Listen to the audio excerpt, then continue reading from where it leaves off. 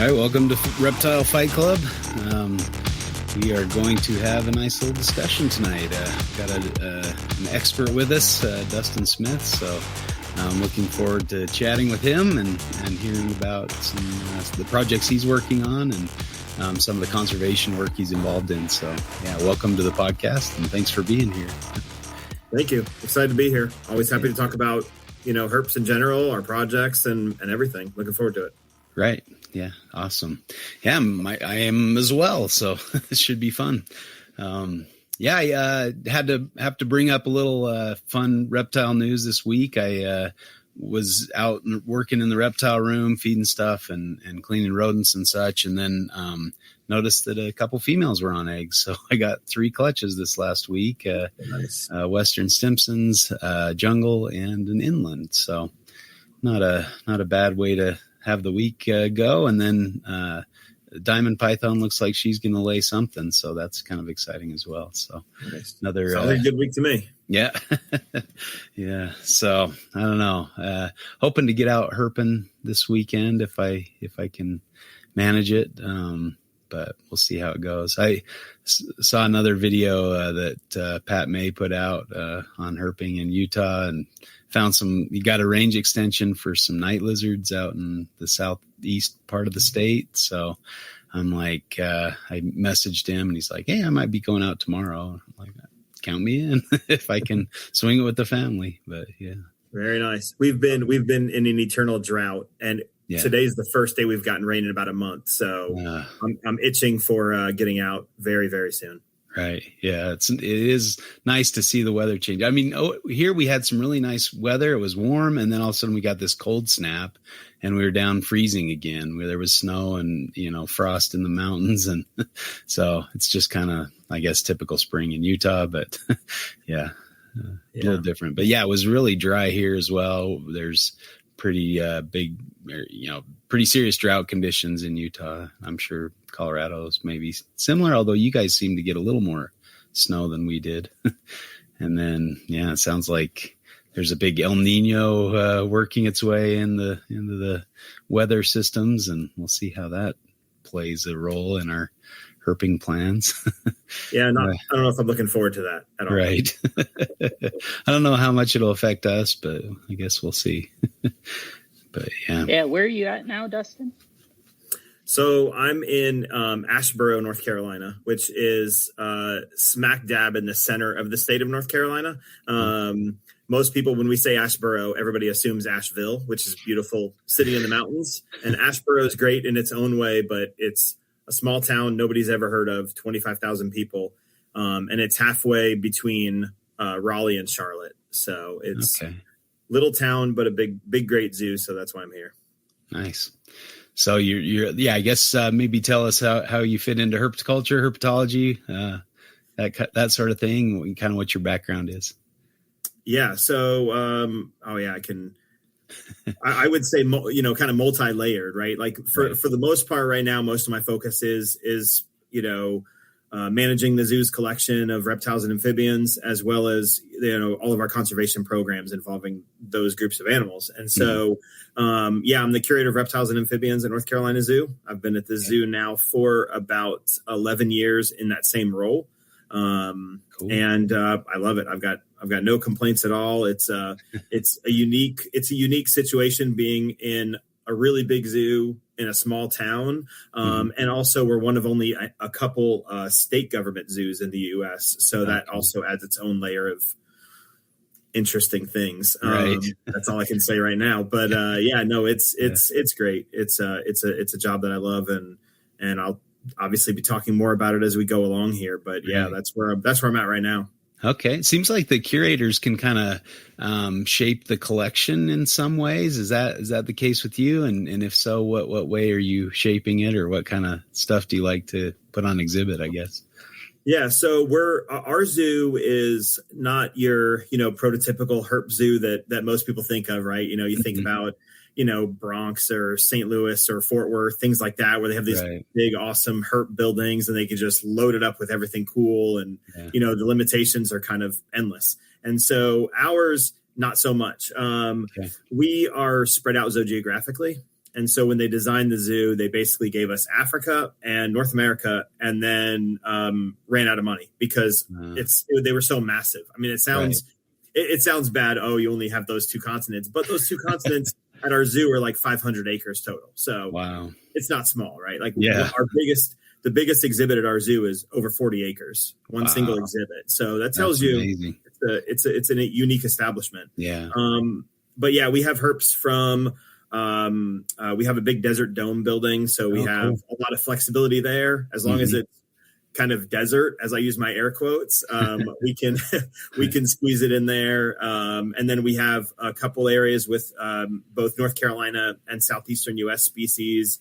And then we kind of have a few hodgepodges here and there, but we're trying to open up our next continent sometime in the next year or so. It's going to be Asia. Okay. We're pretty excited about that. Cool. I've been acquiring about half of those species, but still have some more to go, but we have some time. Yeah. And I've always been curious about that. So I just got back from a trip over to Europe. I had a conference over there and got to see the Pilsen Zoo and the Prague Zoo and the Berlin Zoo and see their collections. And man, those Europeans know how to do a reptile collection at a zoo. You know, we got to see spider tail vipers and, what they had some Borneo earless monitors on exhibit at one of the zoos, some Sauroloricata, the Uromastyx type things, pretty cool collections. So I was really geeked out. And then, the other exhibits, the birds and the mammals I'm seeing stuff that I've never seen before, that kind of thing. So kind of excited about zoos right now. I wish I had visited some of the European facilities, but I haven't yet. I've heard lots about them through colleagues, but also I've met a few of them from the European AZA. We've had every couple of years, one of them will come over to our zoo herp tag meetings. And last year, Fabian Schmidt came out and he presented every day on a different topic. And they're doing some really, really great work over there. And, luckily there's a lot of collaboration that goes on and hopefully we have more of that in the near future. But it's nice seeing some differences out there because, U.S. zoos have a lot of great opportunities within, not just within our native collections, but also within the sector that we have, the private sector, things like that. I think the Europeans have a little bit more and different approaches to things. Right. Yeah. It seems like some of the old herpetoculturalists in the past have kind of ruined things for zoo relations with private keepers in some ways. There's been some negative press in that regard. And so, I think zoos have had to be a little more careful about who they deal with and, all the regulations. But I guess in regards to picking species, or that you want to exhibit, what kind of drives that in as far as, do you care about like how they exhibit? Are you looking for conservation projects? Are you looking for like flashy things that people want to see, big giant things, that kind of thing? Yeah, it's honestly, it's all the above, Right. And so sometimes, like classically our institution only had a bunch of herps from, the southeastern U.S. and the desert. And originally our desert dome was only Sonoran Desert. We expanded it to Desert to the World about a decade ago. And so for me right now for Asia, I want to go colorful and flashy because our zoo and our community that visits our zoo hasn't seen that, right? They don't know what a green, arboreal viper is. It doesn't matter what species, right? I can choose, I can choose Insularis or I can just choose a, Wagglers or whatever it is, as long as I can acquire it and get antivenom, things like that, then that's not an issue. But yeah, it's, we definitely really consider sustainability. I think that's the term we all use a lot lately. The level that we do and have to consider sustainability is pretty significant, but I don't think we have to do that for every species, right? I mean, I think, our Komodo population needs to be sustainable. Our king cobra population should be sustainable. Things like that should be, but other populations that need to be built out, they may not be sustainable now, but hopefully in the future they will be, building out rebuilding out, I should say, things like some of the really cool Asian rat snakes, or the really just the small lizards, right? And I know that sounds very generic to say, but nobody's working with calotes, nobody's working with anything from that size and smaller, right? Very few little gommids are being worked with, and so we do have to go to the private sector, and I have no issues with it. I just expect to be able to form relationships with vendors. Right. Hopefully they can deal with our bureaucracy and our paperwork, which is not fun. And we don't think it's fun either, especially our curators. Yeah. But there's a place for that. Right. And I think as long as we're going through the proper channels and we do what we can to make sure that we're doing the right thing and doing it ethically, legally, things like that, then hopefully we won't end up in a book in the future, like all the books we've read. Yeah. Well, that's good. Yeah. Yeah. I mean, that's kind of, I always thought, I would love to be a zoo curator or something, do some of that work. And, I didn't go down that route, but, have some friends that did. And so kind of living vicariously through them and seeing the cool things they get to do. But yeah, it's, there's some great zoos out there. So glad to hear, you guys are one of those and, have those, some, good sized, enclosures or exhibits. That's awesome. So. Yeah. That's definitely a goal for us too, right? Like it's a catch-22, right? Because as much as we all want to have these massive collections of all these cool species, breeding this and that. Right. We're also kind of at that age now where enclosures need to be bigger. They need to be more dynamic.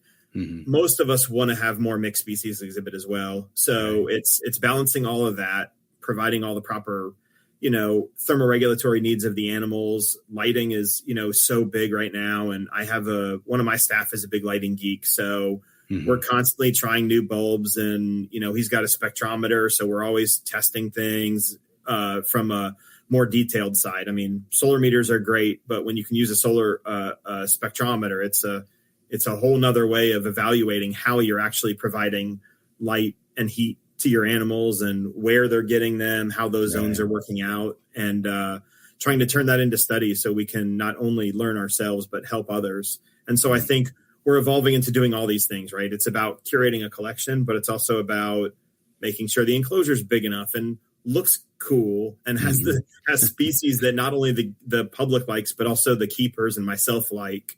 Right. And there is a lot that goes into it.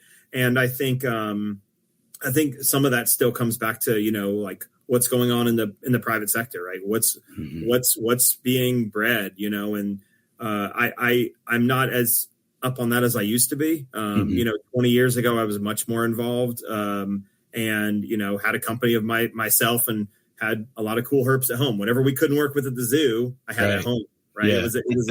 It was a fun way of, living vicariously through my colleagues, but then also having some of my own stuff on the side. But yeah, it's a great job. I got no complaints. Like I said. Yeah, that's very cool.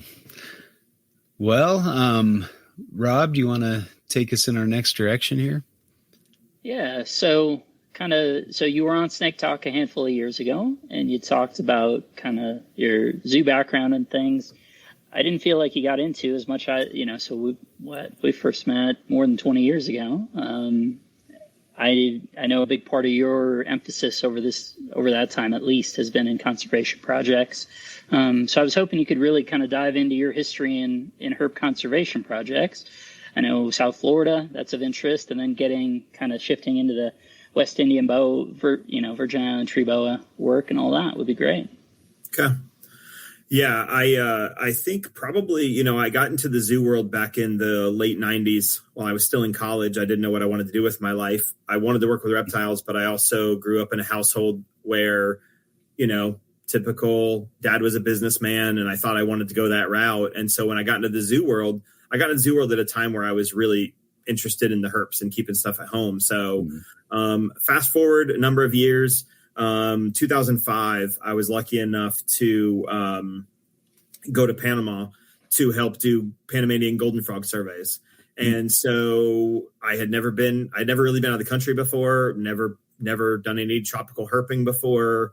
And so, dove right in and got to go to Panama and see golden frogs in the wild. And I can still remember to this day standing on a rock, looking at these wild, big, beautiful golden frogs, thinking, this isn't real. Like, none of this is real. It's just, it can't be. Right. And so, and not just that I'm getting to experience it, but it's out there. Right. And so I think at that point in time, like that was my changing moment. From that point on, I was like, okay, breeding things for sustainability is my job. It's important. And it's significant, right? We need to make sure that we have great species that we're providing to other zoos, and we have these sustainable populations for the future, but we can also do conservation, and we should be committing just as much to that as we are to anything else. And I've kind of taken that probably to the next level, to the point where my staff wants to kill me sometimes, but they understand why, right? Ultimately, we all understand why we do it. But yeah, so after Panama and getting to see the golden frogs in the wild and helping with surveys, 6 months or so after I got back, populations absolutely started crashing of the golden frog, which was kind of like even more lighting a fire, right? It was like, oh, wow, those species that just had this big impact on me are now gone, right? And now looking back, that was the beginning of the rapid decline of that species, and they haven't been seen in the wild since 2009, 2010-ish. And so I think no matter what happens, I always look back at that, and that's kind of that reminder of why you're here and why you're doing what you're doing. And we also have golden frogs at our zoo. There's lots of golden frogs in U.S. zoos, which is a great thing for the species for the future, for whenever we're able to figure out how to reintroduce them. So I also have that reminder every day, and it's also my only tattoo is a golden frog. And so, it's a program that stuck with me forever. I'm not as involved as I once was, but that's the one that that was my catalyst. So yeah, around that time I was working at a different zoo in Florida. I was working at, it was called Lowry Park. Now it's called Zoo Tampa.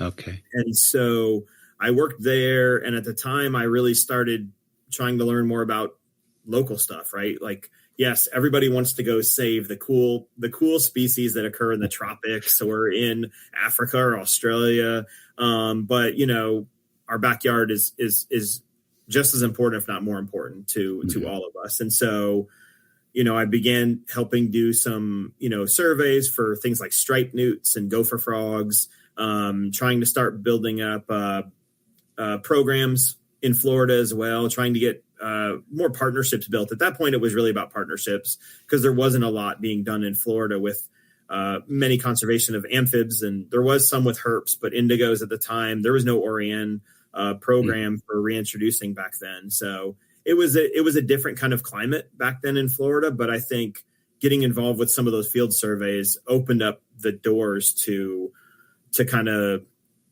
where I kind of started to go next when I went to another zoo. So yeah, that was kind of the start for me for conservation itself.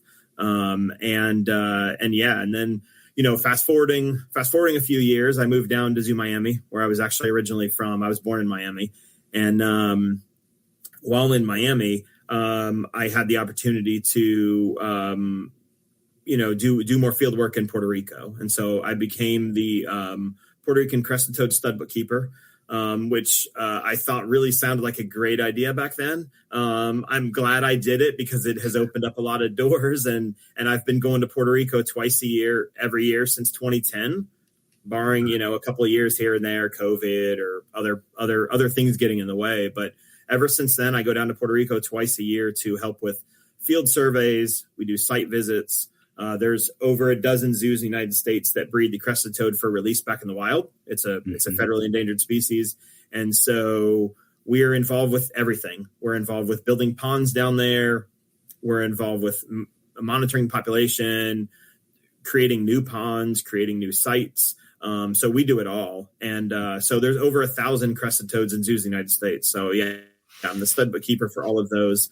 I'm the vice coordinator of the program. The program itself has evolved. It was an SSP, which I'm sure both of you have heard of. SSPs, a species survival plan, through AZA programs. But it evolved, and now it's actually its own NGO. So it's called the Puerto Rican Crested Toad Conservancy, and that is kind of what has led me to working with the Virgin Islands boa. So I know I kind of have bounced around right there, but before I jump into any VI boa specific stuff, do you want me to touch on anything else, or did you have questions about some of the other programs I worked on in Miami, whether it was, field work, local species, invasive species, things like that? Yeah, we'll probably come around to that. One thing just on the crested toad, and they are neat looking, right? It really reminds me of the Mexican cascaded frogs in terms of that, ornamentation or structure underneath the top jaw and things. So yeah, really interesting. They are neat. So yeah, I wouldn't mind seeing one of those. So with those, they're disappearing from their habitat? So obviously they need some help, but is it a chytrid thing or is it something else? With the crested toad, it's a little bit of everything, right? So, even though the island of Puerto Rico is really big, right? It's 80 miles across. And there's actually a lot of pretty good forest that exists there. But most of the habitat that exists there does not have breeding sites, right? So most of the breeding sites that the species once utilized are gone. And the one massive population that once was in the south, in the Guanica dry forest, its breeding pond was actually a parking lot for many, many years. And for decades, literally for decades, every single year, people would use it to park because it's right along a beautiful beach. There's a beach called Tamarindo Beach, and Tamarindo Beach is a very famous beach in the southwest Puerto Rico, and everybody goes there. And then every year, what would happen is they would get a massive rain event.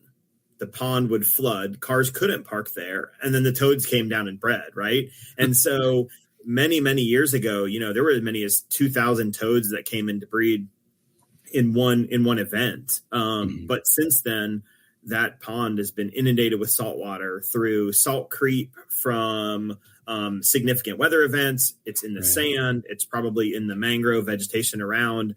And so that pond that was once a more or less a freshwater ephemeral pond, so to speak, for comparing it to one of our ponds, that pond now gets inundated with salt water almost immediately. And so when the toads want to come down and breed, lay their eggs, then all of a sudden the salt creeps up to 20, 30, 50, 60 parts per thousand, right? More than the ocean. Yeah. And so the tadpoles can't survive. So that's one big issue. And then every time we think we get ahead of the curve, then you get something like a hurricane comes in and wipes out all the tree canopy over some of the sites. Or, back around right after COVID, there was some really bad earthquakes that went through that same area, Guanica, and a lot of the microhabitat was absolutely destroyed. They use these really cool karst limestone outcrops, and they'll use the holes, the little fissures that have been created over millions of years. And so I can tell you there were multiple holes that we'd go to the site and you just climb up this one wall, and there would almost always be a toad in this one little fissure. And then you go over to be in one of this fissure. Yeah. At one site, we could see, 20, 30, 40 in a night. And after the earthquakes, within 2 years of the earthquakes, that same site, we haven't seen any, I think, since 2022, maybe. Wow. So yeah, it's been really frustrating the last few years with the crested program, but we did have some great success with awareness the last year and a half, because Bad Bunny and his album brought the awareness of the crested toad to a new level. I mean, I've been going to Puerto Rico since 2010, and unless you're talking to one of the partners that are involved with the program, most people don't know what a crested toad is, right? They think a crested toad is the big brown toad in their yard, which is a marine toad or a cane toad, whatever you prefer to call it. I know you all love Australia, so we can call it a cane toad. But everybody thinks that's the crested toad. And when they realize, no, they actually have this little cool toad that's found pretty much nowhere else in the world. they appreciate it, but it's not front and center, right? Front and center is marine toads or coquis, right? That's where all the attention goes. But Bad Bunny, when he made the video, and then the album just was constantly talking about and showing the toad. Every appearance that he had, the toad was making appearances. And then, of course, the Holy Grail, the Super Bowl, the crescent toads on the big screen, right? Nobody in the history of crescent toads would have ever thought the Puerto Rican crescent toad would be at the Super Bowl halftime show. So, yeah, it was amazing. Awesome. Yeah. Man, that's crazy that, a big celebrity getting involved, it makes a big difference like that. That's really cool. Yeah. What a good guy. Yeah, for sure. And what was really cool is the end of last year, he did this massive concert series in Puerto Rico that lasted about a month, and it was called The Residents. And sorry, I don't speak Spanish, so I'm not going to try to pronounce it that way. I can say enough to get by, but not enough to sound like I know what I'm doing. And so, but during The Residents, he had these photo booths set up, and inside the photo booths, you could go in there and you could have the Bad Bunny hat to put on and sunglasses and things like that. But the background, he had a bunch of crescent toad photos. And so it really was just reminding people everywhere they went, they could see the crescent toad and remember the heritage. So that's cool. That's been awesome and definitely unexpected. And I've wanted to for years try to find somebody that could be that spokesperson. I'm kind of into sports. And so my thought was always like, okay, who's this cool athlete, right? Or who's this person that can do it that's Puerto Rican? But yeah, this happened by the wayside, and so hopefully it doesn't stop. Not many bigger names than his right now. Yeah, definitely. That's cool. Well, I'm glad he's involved in conservation efforts.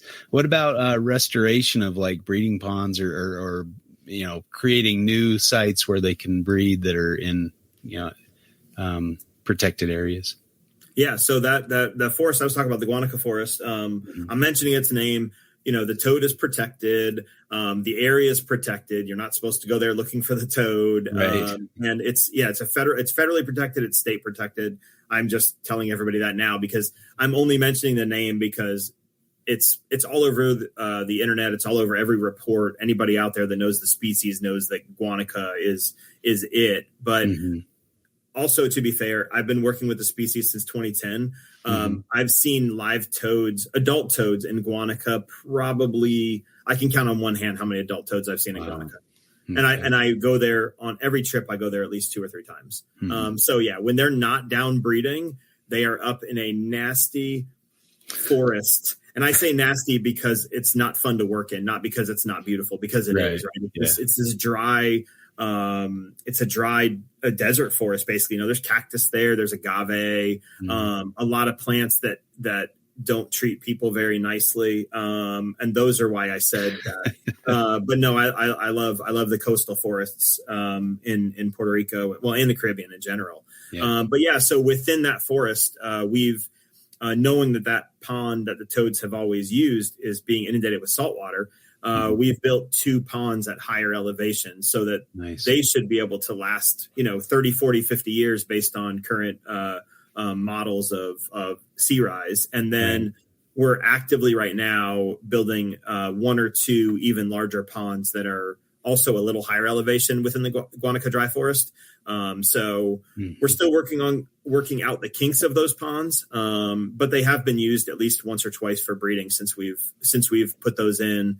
And I would say probably in the next 2 years, we'll have the other 2 ponds installed. So nice. Last couple trips, it's been mapping them out, figuring out exactly, we have colleagues down there that are hydrologists at the university. And so they come out, they do evaporation tests. They look at the elevation, LIDAR to figure out exactly where all the low spots are. And so we're moving in the right direction. It's just like everything else. It just takes a lot of time for sure.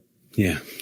Does it seem like they're pretty amenable or plastic to utilizing new ponds, or does it seem like there's sort of ingrained sort of spatial memory to go to now unsuitable places?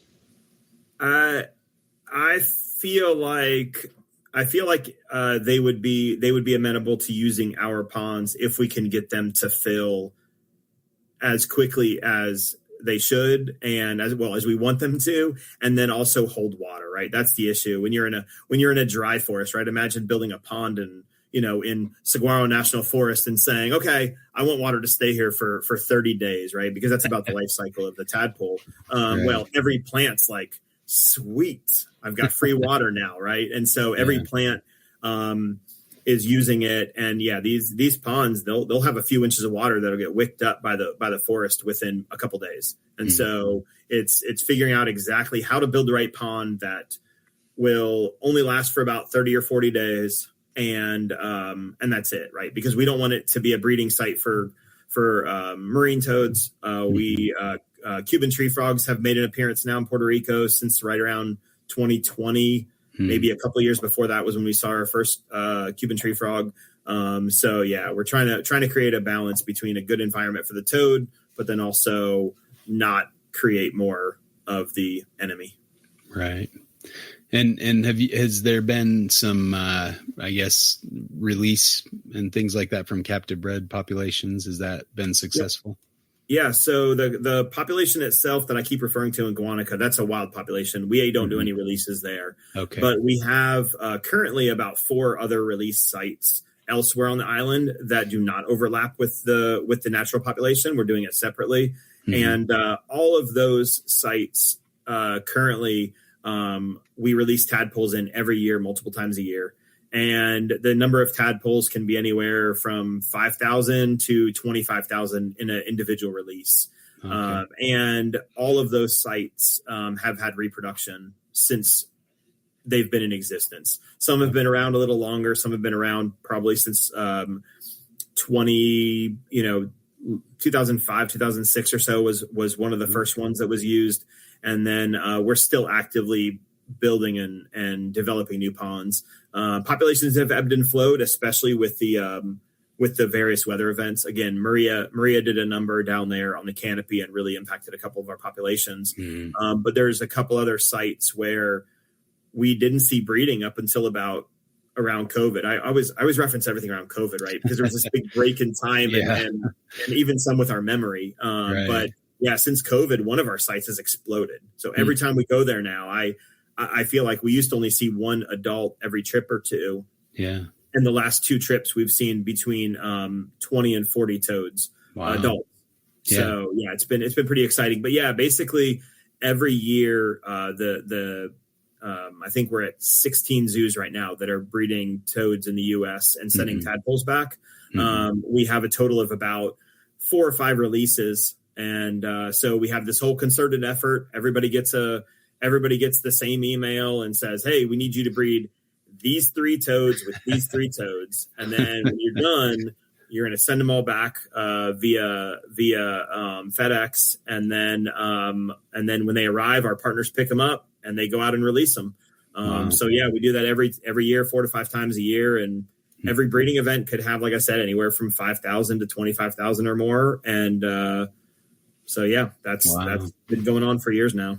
That's awesome. So they're pretty straightforward to reproduce then? Not at all. However, so this is an interesting thing. Whenever this species is reproduced, because we're doing it on a very strict schedule, like I have a date right now. Like we're supposed to breed the crested toads at North Carolina Zoo on, and I don't remember the date off the top of my head. Let's just say it's like September 28th, right? Well, we do that for a reason, right? We have multiple release sites we need to release at. We need to do it over certain time frames. And we take care of these sites, or our partners take care of these sites. So they're out there draining the ponds, cleaning the ponds, making sure they have water in them.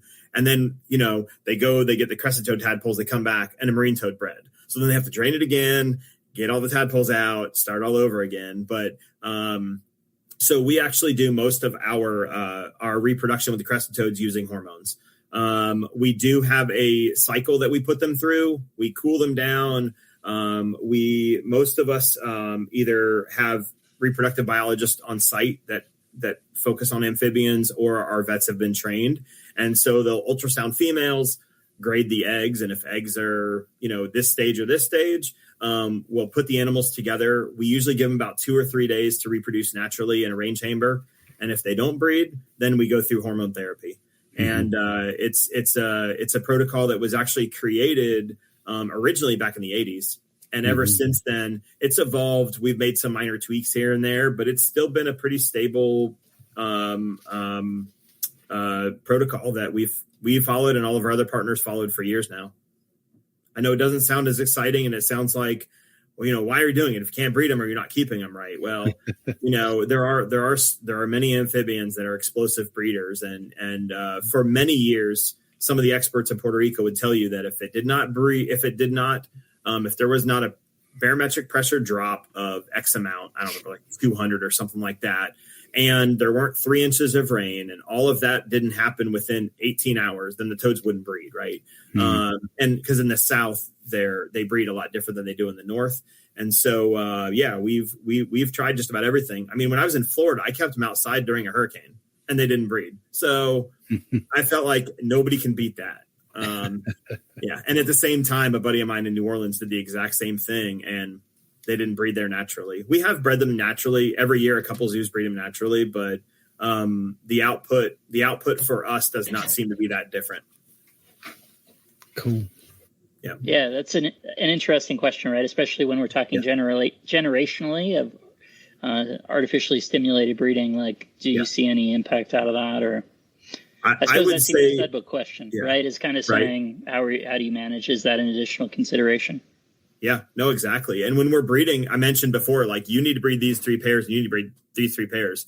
We do them completely separately. We don't want to take the chance of this male's sperm fertilizing, sperm from a different pairing. And so they're all completely separated, so we can track that easier. It's much easier on me when they don't have multiple parents, but that happens, right? But from an output standpoint, in the wild, there are multiple sustainable populations of crested toads that are only from zoo bred animals. And so clearly it's working. Like I said, last time we were down there, we have to park sometimes a quarter mile from one of the sites, because when they were there before, there's so many toadlets all over the ground. The ground's moving, which it's a great problem to have. Right. But it's I don't think it has any other effects like that on their reproduction. I think for us, it's more a matter of, it's a tool in the toolbox. It's no different than, we experiment with it all the time with other species and programs, right? Like, if you have a species that's in a drastic decline, and maybe you want to, rescue genes from the wild, but you don't want to take adults. Now we can actually go down. When I go down next week, I'm bringing our amphibian reprobiologist.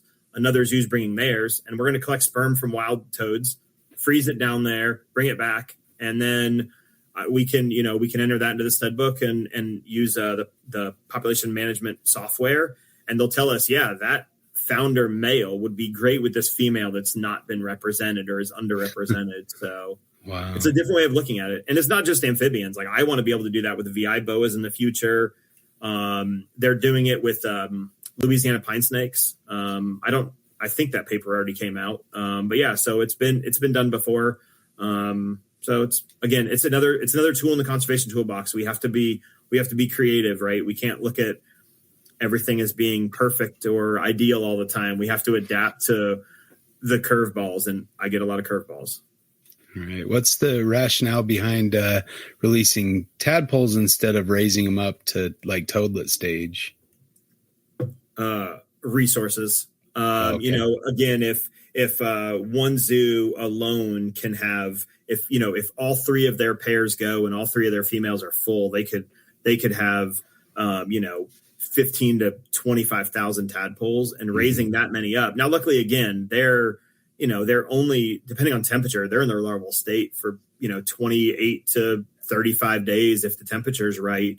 But that's a lot of that's a lot of poop. That's a lot of tadpole poop. That's a lot of feeding. But, water quality on that, all it takes is one day, right? 1 or 2 tadpoles die, and that crashes. And there's a lot of different, and I just had this question at a meeting recently, because the person that asked the question does this with gopher frogs. And gopher frogs, we breed them at the zoo, we head start them at our zoo, and we release those as Mets. And at halftime, I'm like, let's rear them even longer. Let's keep them as long as we can, give them a better chance at survival. But I think with crested toads too, there's some level of naivety, and I think releasing them as larvae probably helps them with homing back to that that pond, the natal pond. But I think there's studies have shown both work, right? It depends on the species, the environment, the habitat they're released in, things like that. But yeah, we go back and forth on that all the time. What should we do? And we've done a lot more attempts at raising small groups to larger sizes, 3 months, 6 months, 9 months, things like that, doing some radio tracking of offspring as well as harmonic tags. And so we've done that a couple times pretty recently. But I don't think it's going to change for us because it's just at this point, it's about output. Right. I imagine they're probably an important part of the food web there as well. So, a lot of the tadpoles will go to feeding other animals on Puerto Rico, and that can be a helpful thing too. Disappearance of one thing can lead to a lot of unintended consequences, I'm sure. So. Oh yeah, definitely. When we do our best to keep the predators out of the ponds. When we release them as tadpoles, the ponds are wrapped with shade cloth because otherwise dragonfly larvae would come in and just decimate them, and so would anything and everything else. Cuban tree frog tadpoles can outcompete them and stunt their growth, as well as marine toads as well. But once they all come out and there's tens of thousands of these little toadlets everywhere, it is food for other animals, and that's fine. That's normal, right? We only if it was natural breeding, we would only expect 2% to survive to be adults. So it's what's expected, and I think that's another reason why we go for that number, right? Go for releasing as many as you can, and we know more will survive. Yeah. Do they have a bufotoxin or other as metamorphed animals that lets them be a little bit more resilient to invasive predation? That's a great question. I'm going to say I assume that they do have the toxin when they morph out. I don't know that anybody's ever actually studied that at the metamorphosis size, but I will say they're so small, I don't know if it would matter. I mean, these things are tiny. I took a photo on my last trip, and I think the animals were morphing out a little bit quicker because of either temperature or because maybe there was some stress that was out of the ordinary. I don't know for sure, but they were a little smaller than normal. But yeah, I think I have a photo of one on a 2025 penny, and you could still see probably 90% of the penny when the toad was on there. But normally they morph a little bigger than that. I think it's probably something though that a lot of the birds, a lot of the the little snakes that are there. There's a number of species of snakes that we do see around those ponds. They've probably adapted to dealing with that toxin. Unlike marine toad toxin. Mm-hmm. Oh, very cool. Well, and while we're talking about snakes in that area, and you talked about limestone karst, what about not the boa at issue, but another boa, a boa favorite of mine, the Puerto Rican boa?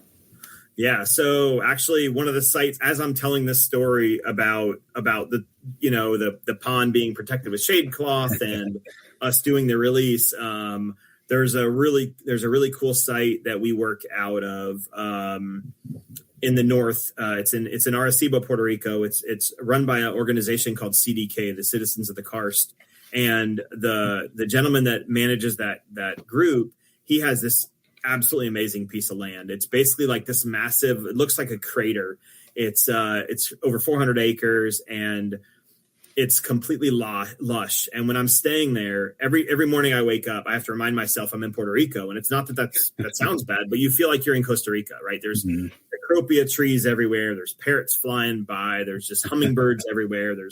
And then you get coquis calling and you're like, okay, I'm not in Costa Rica anymore, And so, so that site is one of the sites we do see Puerto Rican boas a lot. Puerto Rican boas are, they're I don't think they're listed any longer. I can't remember if that was just a proposal to delist them or if that has fully gone through. I can't remember. In some areas, Puerto Rican boas are pretty common. I'm not saying that because I think they should be protected or not. The site that we work at, it's pretty awesome. It's right next to one of the field stations down there called called Mata de Platano, and it's owned and managed by the same organization. And so that's one of the other kind of home bases for us.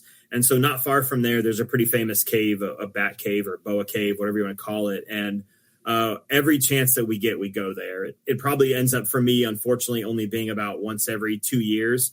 But every time we go there, we usually try to bring some people who have never been. And then it's just like this amazing spectacle where you walk up to this little cave and there's 8-10 boas sitting around there just catching bats all night long. And, it's the most amazing thing to see. And the whole time you're there, like the cool air is coming out from the cave, and then you've got all these bats flying around, and you've got boas, and you're like, oh, look at that. Every time it's like, oh, there's another one. Oh, there's one by your feet, and they're just all coming out, and they're all trying to snag these bats. It's amazing. And cool. Luckily for us, I would say at least 2 of our sites are near caves that have Puerto Rican boas. So there's been, I think my best trip ever was probably 30, I don't remember. It was either 32 or 38 boas in one trip. And that was split between 3 different sites. And then when you're leaving the cave and you're walking away, then you're of course tuned to everything. And then that's when you start seeing the younger ones that are probably out looking for anoles and, sleeping birds, things like that, coquis. And those sites, you'll see the little, the newborns that are they have that reddish color. They look great. And you see them as they're doing their transitionary color and pattern. But it's pretty awesome to be able to see those guys in some of the sites that we work in. It's not something we've ever targeted, right? It's just one of those like, okay, if you're near here, you can't not visit the Puerto Rican boas.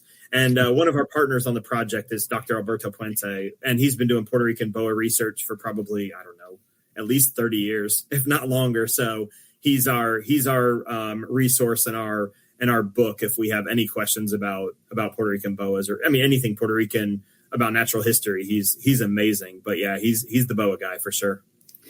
That's awesome. And just the context of being able to, in a field herb context, observe activity, right? So much of the time snakes are inactive when we get we're fortunate to see them at all. So that if they're doing something, that's amazing. Yeah, right. And how many times you get excited because you get to see one, right? Yeah. You finally get to see this one Puerto Rican boa. You're so excited. And I still remember my first Puerto Rican boa. It was actually at the locality where the last known northern Puerto Rican crested population was breeding. It was the first ever site they were ever found breeding, and the toads are gone from there now. But we were there one time visiting. It was my first trip there, and I found one, and I was like, oh, this is awesome. Like I just found a boa. I think it was probably my first boa in the wild period. But then you go to a site like this and it's like, okay, there's a dozen. This is amazing. But yeah, to just be able to sit there and then, you're talking to everybody's enjoying themselves, and you flick light back on, then you see another one missing because they probably miss 200 bats for every one they catch, but then they just sit there and they just catch them and eat them. And a few more minutes, they catch and eat another one. It's such an awesome thing to see. Wow. Yeah, absolutely. They do seem tuned into eating relatively small food, right? So, and that kind of brief tangent into keeping animals in captivity, either at home or in the zoo, right, is that there are different seeming predilections for different species and things, where my own observation with them has been that, they like large mice rather than feeding them rats, something like that, because, they're more attuned to eating a half dozen or even a dozen of them or whatever in an evening than they are to eating one large rat. Yeah. Oh, yeah. I think we can all say that, when we see whatever that species is, species A, B, or C, and then we see them in the wild, then we go back and look at the ones we have, and they were like, maybe he needs to skip a meal or 5. But yeah, no, I think more importantly, that's kind of one of the cool things I think that maybe I think as a community, I think everybody's getting better at recognizing that what's going on in the field and how we can adapt that a little bit more. I feel like more and more I see people that are interested in getting in the field and seeing the species in the wild. And I think there's so much that we're all taking away from that. Right. And I think being able to see the behaviors and realize how much they're able to, climb this vertical wall and how much they do that every single night. If there's a new moon or whatever the third quarter or whatever the moon phase is, or rain or whatever barometric pressure drop, like they're doing this frequently. And so how can we stimulate them, and how can we duplicate that in a much smaller space or temporary spaces, right? So absolutely. Well, maybe that's a good point to transition to the Virgin Island boa.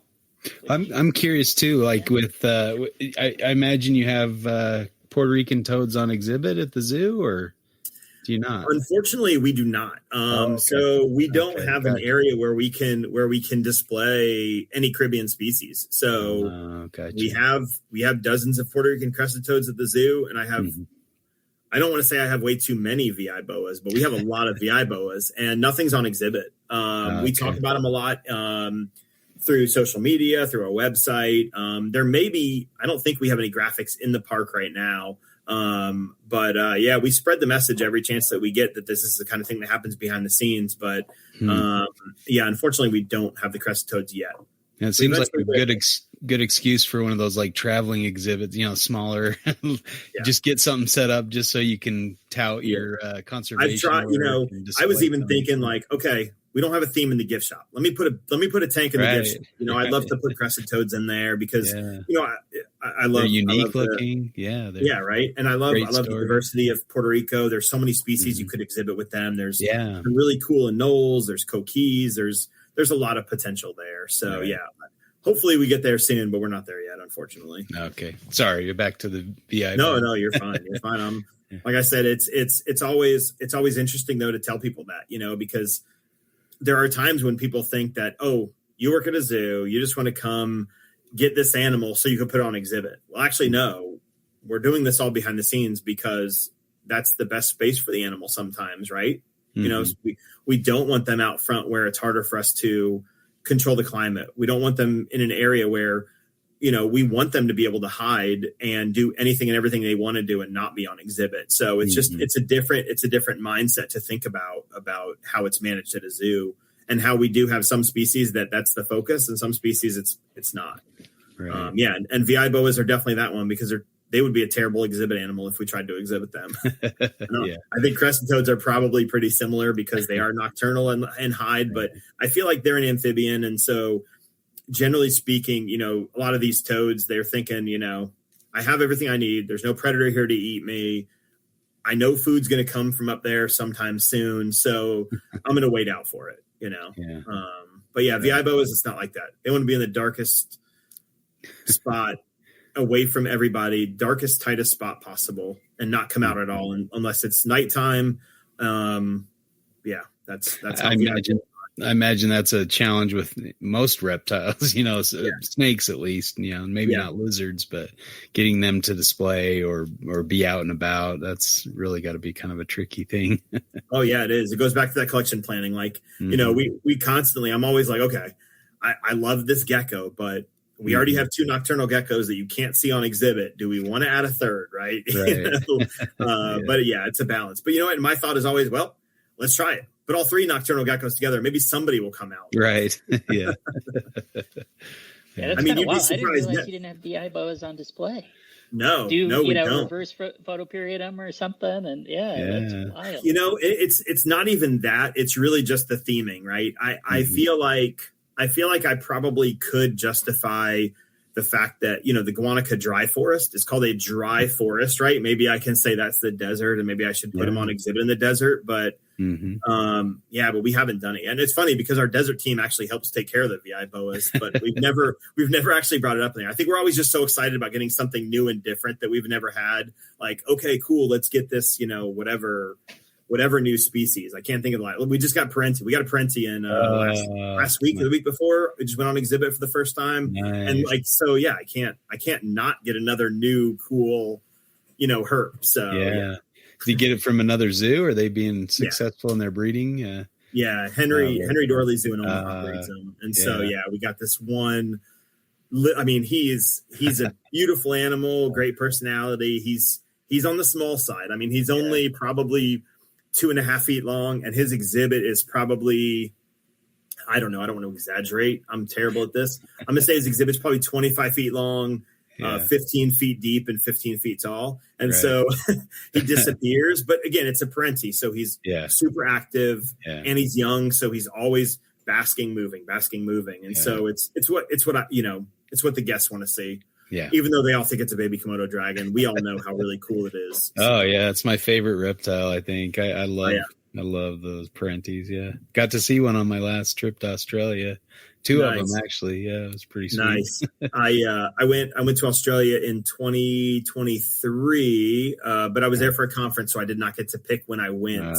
We did not get to see Parentis. I was in Western Australia. Love WA. Yeah, so it was good. I was there for a conservation translocation conference, and then me and another guy stayed for. Actually, we went 5 days early to Herp before the meeting. Where'd you make it to? What's that? Where'd you go Herp? We went, so we arrived, the conference was in Fremantle. So we got to Adelaide after however many, 30 hours of travel or whatever it was, and then hopped in the car and then drove north. We wanted to make it to Shark Bay. We didn't make it to Shark Bay the first day, but we stopped just south of Shark Bay. Herped around there for a day and then drove up. We spent a few days in Shark Bay before we drove back, but the weather was okay. I mean, it was what month? It was let's see, that must have been, I think it was early October. Oh, maybe that's a great time to be there. Maybe late September, early October. Yeah. It was dry and cool. And so I had some higher hopes. But I think they had, if I'm not mistaken, I think it had been drier than normal. I mean, it's a desert, right? So it's got to be dry. So, but knowing that, I don't ever set high expectations for herping trips. Maybe it's a superstitious thing. Right. I don't know, Rob, maybe this is on your list of things to talk about. I'm not one of these people that's like, okay, I'm going to go on this trip and I'm going to see this, and this, right? Like I'm not going to have these 12 species anymore. I lower my expectations and I'm just like, give me just one target, right? Just give me one, maybe two. And so my top two targets were shinglebacks, and I wanted to see a Moloch. And so, I was like, well, surely a shingleback's going to be easy, right? Buddy of mine saw 100 on the trip before this, and so, no, I didn't see any live shinglebacks. Only I think I saw four dead ones, one fresh. I mean, it was like probably, I don't know. You know how it is, right? Like the worst, 20 minutes before we drove by. Yeah. And I love shinglebacks. So, but I got to see a Moloch. And it was alive in the middle of the road crossing. And no matter what other stories people tell you, I did not leave the car in drive. I put it in park before we hopped out and sprinted back to grab it and take photos because that may be the coolest lizard in the world. Yeah. I don't know. I think it probably is. They rank up there. Yeah. Yeah. That's very cool. That was my number one of the trip. At that point, I was like, whatever. I don't care what we see. I'm good. This is definitely an amazing lizard. So, yeah. I don't know how we got onto Molochs from VI boas, but we're here. Australia. You mentioned Australia. I'll be very excited. Take the opportunity. Yeah. Well, and I was going to say that, so we saw a bunch. I have yet to see a Parenti in the wild, but we did see a handful that the Ipers have. And it really struck me, and this will probably at least come to be meaningful to you, Dustin, is they really reminded me of like overgrown Glauerdi. Is really the same sort of demeanor, action, movement, all those things. So maybe as this one gets comfortable with you, you'll see it. Yeah. That's our hope. I mean, what we've picked up on so far, and what I know the guys at Omaha really well. We collaborate on a couple projects, and we were just after our zoo herp meeting in Phoenix a couple weeks ago. Me and a couple of the guys from Omaha and a couple others stayed in Arizona and herp for a few days. And he was telling me, the way he was describing his experience with Parenti, I went back and told the keeper exactly what he said. And he's like, that is exactly what it did. I walked in the enclosure and it charged me. And then I grabbed it. And then it was just a puppy dog and just laid there. So I haven't personally done that yet because I've been too busy since we got the Parenti in to go in there and check him out up close. But I was there when we put him on exhibit, and he was awesome. So I'm happy. Cool. Is that Matt out there at Henry Dorley, or No, it was Andy Reeves and Derek were the two guys that I worked with out there. But yeah, I've worked with Jesse, the herp curator there for I don't know, over a decade. He's also involved with the Crested Toad program. And they're now also involved. They're one of our partners on the VI Boa project too. So we've sent them a couple of VI Boas recently, and they're expanding their efforts with that species as well. So very cool. another great facility with a ton of great conservation work. That's one of my favorite zoos in the country. It's so great. And speaking of desert domes, they've got the really nice. Ours is like a little miniature version of that would fit inside of Omaha's. But I'm not going to lie, I love our desert. Like it was a draw for me when I came to North Carolina for the first time and saw it. I was in awe, and now to be able to just walk through it anytime I want. It's like, this is pretty cool. I need one of these at my house. That's very cool. I'll have to make a trip out there. That'd be awesome. Yeah, definitely. My buddy Steve worked at the Omaha Zoo for a while too. Steve Sharp and I know Steve. At the Fresno. Yep. Yeah. We were. I'm trying to think. Last time I saw Steve was the last time he was at a zoo herp meeting, and I feel like we were herping a little bit too. I can't remember where that was. Maybe I don't know if it was Virginia or Tennessee. I don't know. They all run together, right? We do this every year. We call it the herp tags. Yeah, it's a taxon advisory group meeting, and so there's usually about 120 or so keepers, curators, conservation biologists from zoos around the U.S. Mostly at accredited zoos that attend the meeting.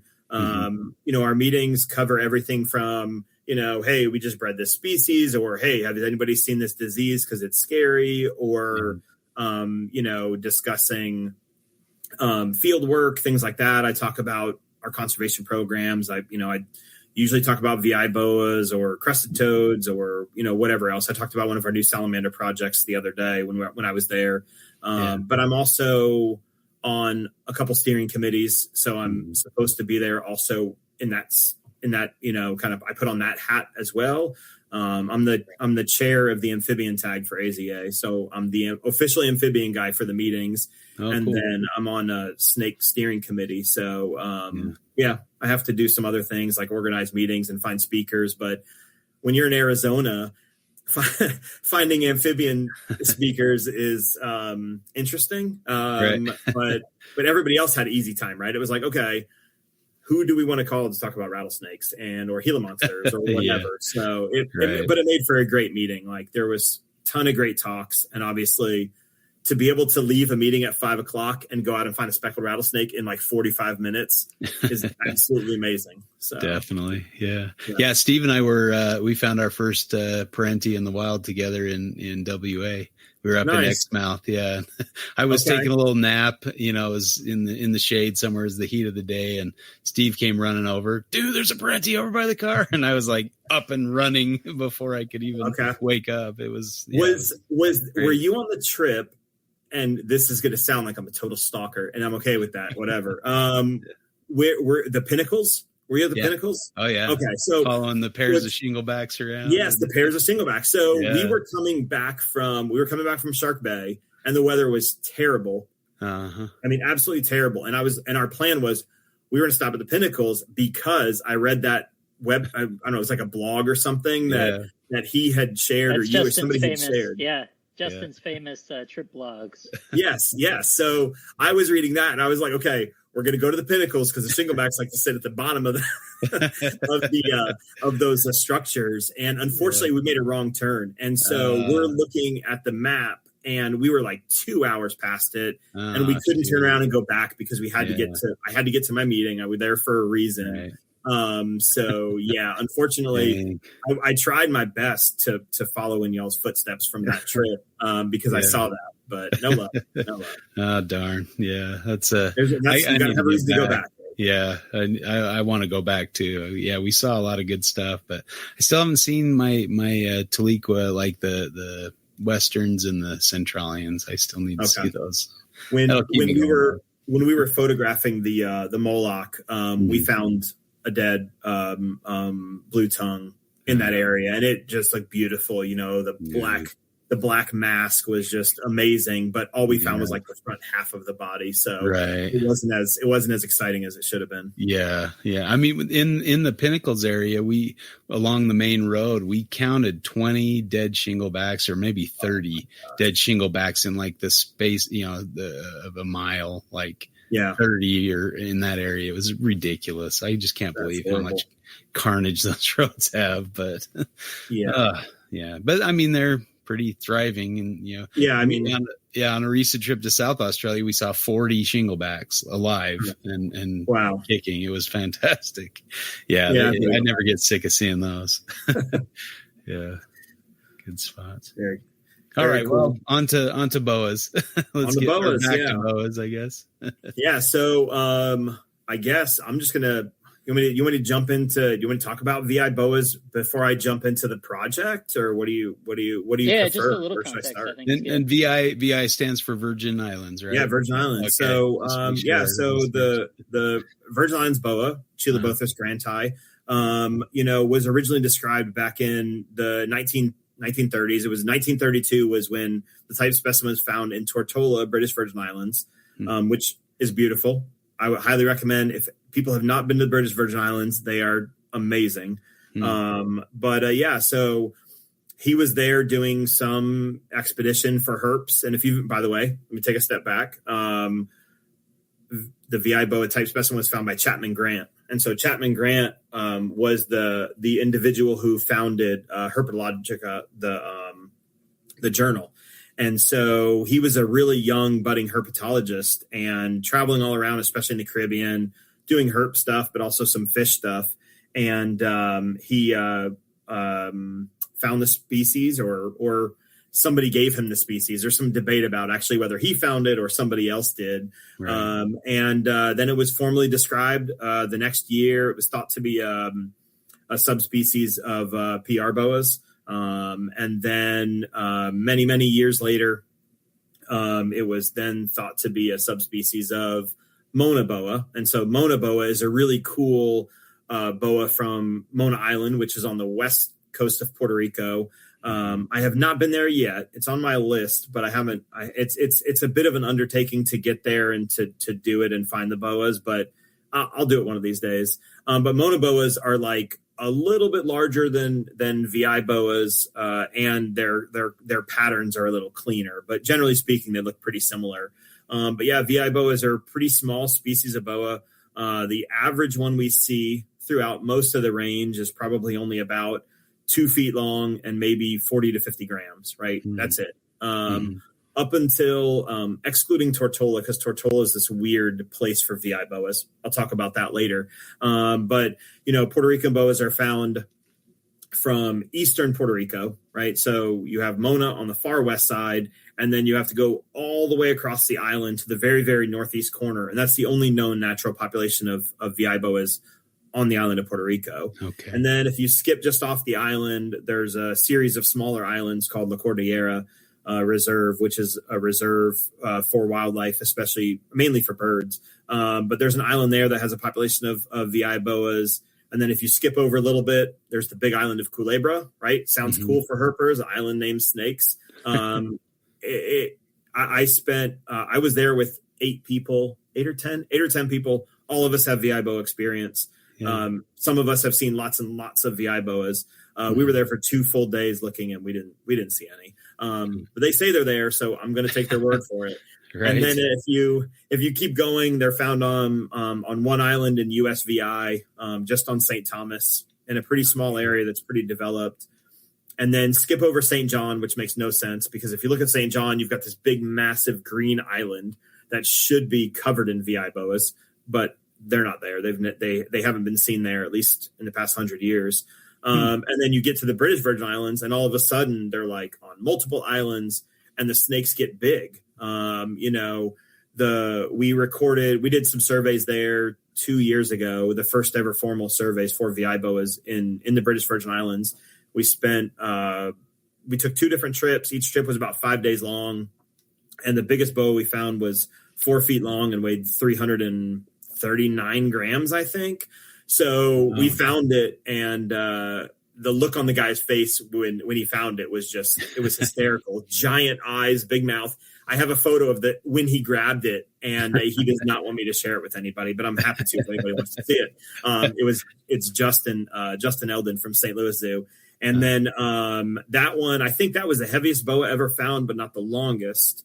Then a couple days later, our colleague on the project that was with us, Graham Reynolds, who you all should both know, everybody listening should know who Graham is if I'm talking about West Indian boas or any boa at all.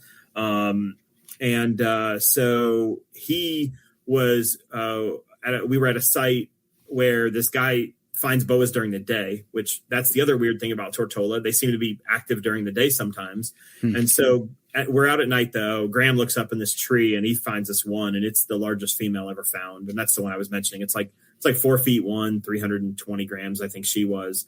So yeah, Tortola is this weird, unique place where the boas get a little bigger than anywhere else. But we're still trying to do some more work in BVI to figure out exactly where they occur. I just published a paper late last year, describing boas on Joost van Dyke. We found them on Joost van Dyke, which they hadn't formally been described there. There had been reports, but nothing described. So we found 4 there after surveying for a couple days, and so we wrote that up. But yeah, so that's kind of the range of the boa. It is, again, small to medium sized boa, a couple feet long. They smell bad, like most Caribbean boas, or most, they were formerly in the genus Epicrates, and most of us have probably worked with those and have been musked and don't like them either. But these guys, that's really their only defense. I mean, I've handled, I don't know at this point, probably 75 or 80 or more VI boas in the wild, and every single one of them has musked me, and not one has ever tried to bite me. The only time I've ever even seen one strike is a newborn baby when they first are born. I've had them strike at me a couple times. But other than that, they don't try to bite, which is, I feel like that's pretty good for a Caribbean boa, right? Yeah. Now, do they do go through an ontogenic change? Like they start out kind of black and white, it seems, and yeah. So when they're born, females clutch size is anywhere from about 3 to 7. Some people say they'll have about 10 babies, but I've never seen anything like that before.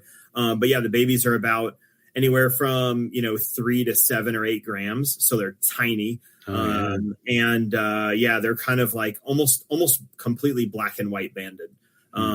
If you look really closely, the black is more of a brownish, chocolate brown, really dark brown, but they just have this super bright contrast, and they'll have that kind of contrast till they're about a year old, and then they go through that ontogenetic color change, and then that's when they're kind of like more of a dark brown, light brown pattern. And what's also cool about them is, I don't know if you ever see this, Rob, in your Internatus, but they have a daytime and nighttime color as well. So the brown changes significantly. And I think, for us, it helps because I think they're easier to see at nighttime. I think the light definitely hits their color a little differently. That chocolate brown and light brown lighten up to where it's almost like the patterns. The dark brown turns into a light brown, and the light brown almost turns into a light gray. So yeah, that's the nighttime color change that they do go through. So it's pretty cool to see that. And it's not something people really think about. I don't know if people just don't pay attention to that with boas. I've seen boas, totally shifting gears for a split second. When I was in Miami, we started a project radio tracking the red-tailed boas down in Miami at the Deering Estate. And so we radio tracked a handful down there for, I don't know, a couple of years, and seeing an adult, we had a gravid female that would just change colors during the day. It was really cool to see her. You'd come in the morning and she'd be light gray, and then midday she'd be, not black, but she'd be really dark and then lighten up as the day went on. And I just assumed at that point it was just because she was gravid. But after working with VI boas and seeing that, it's pretty cool to see that. Huh. Very cool. Yeah. Does it seem like they're reproducing every other year? Or every other year or every year? Because certainly in Subflavus and Internatus, they're strongly biennial. But I think maybe you said you've had consecutive years in some of these in captivity. Yeah, so we assume it's every other year in most of the populations and most of the individuals. Now, who knows, in Tortola, that 330 gram female, she could go every year. She could probably go twice a year if she really wanted to. But we, generally speaking, only try to breed ours every other year. We feel like there's no point in really pushing it. However, I say that because that's what we started with. You know, when we first brought in our boas for the breeding program, we brought in I think we brought in 18, we brought in 9 pairs. The first time we went to collect them, we got 9 pairs. Like, we didn't have the ratio was perfect. And so when we brought them back, our largest individual was a 58 gram female. And so I said, there's no point in trying to breed this animal at 58 grams because, you know, what's our output going to be? It's going to be 1 or 2 individuals. Let's at least get her bigger, right? So we don't even attempt to breed females at least 100 grams. But, you know, we try not to over condition them either. However, it's hard, right? You know, and thinking about this from a conservation standpoint, the goal is recovering the species, right? And so if we can maintain this animal and it's healthy, we know that zoo VI boas, the record is 40 years that they'll live. And so if a VI boa can live 40 years, maybe it can reproduce for, you know, who knows how long, right? I wouldn't want to push it, but let's just say they can reproduce for 20 or 25 years. Even if we're going every other year and we're getting, you know, 5 offspring every other year, I think that's a pretty good number. But thinking about it from the captive side, right? You know, you've got unlimited resources. The animal doesn't have to worry about fighting for food or looking for food. It doesn't have to worry about predators. If it has the fat bodies, it would probably naturally reproduce every year if it has all those things, right? If you have all the resources you need, maybe you would reproduce every single year. So we haven't done it at our zoo. One of our partners did it and tried it, and they reproduced a boa 2 years in a row and had good output. It wasn't as good the second year. I think it may be like 5 the first year and 3 the second. So who knows? You know, maybe you take advantage of what you can while you can, and then maybe you give them a year off. But yeah, I think this year is going to be the first year we're trying it with a larger female. It's our largest, oldest female. She was a rescue. She was found in somebody's bathroom in St. Thomas, and someone was trying to kill it, and the government got it and sent it to us. And so she's a pretty big animal. I think she's around 320 grams. And so she's one that I feel like I would rather get 8 or 10 good offspring out of her every other year than have 5 every year just to give her the break. But, you know, to me, it's something that we should at least try just to learn if it's possible. So, yeah. Yeah. Every other year is what we target, though, generally speaking. And we feed our adults mice.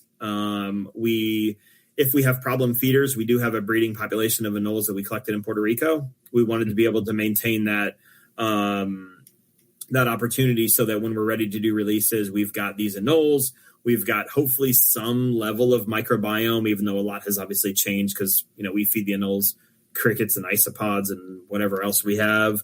But it's still something we want to be able to give them that opportunity. And plus, as everybody knows that's worked with Caribbean boas, babies are born and they aren't always easy. And so it is nice to have lots and lots of little anoles to feed out as you need as well. Yeah, absolutely. And to have captive bred ones, you know, that wasn't the whole pentastome conversation with anoles as an intermediate host. You know, I used to get wild caught brown anoles and have become more leery of that as time has gone on. Yeah. And actually that's just kind of something that we're paying more attention to right now because it is a concern, especially as we expand this program, we bring on more partners, right? This isn't going to be a program where we have 20 zoos breeding the boas, right? We would rather have a core group having more success than spreading them out further. It's the same model Louisiana pine snake did a few years back.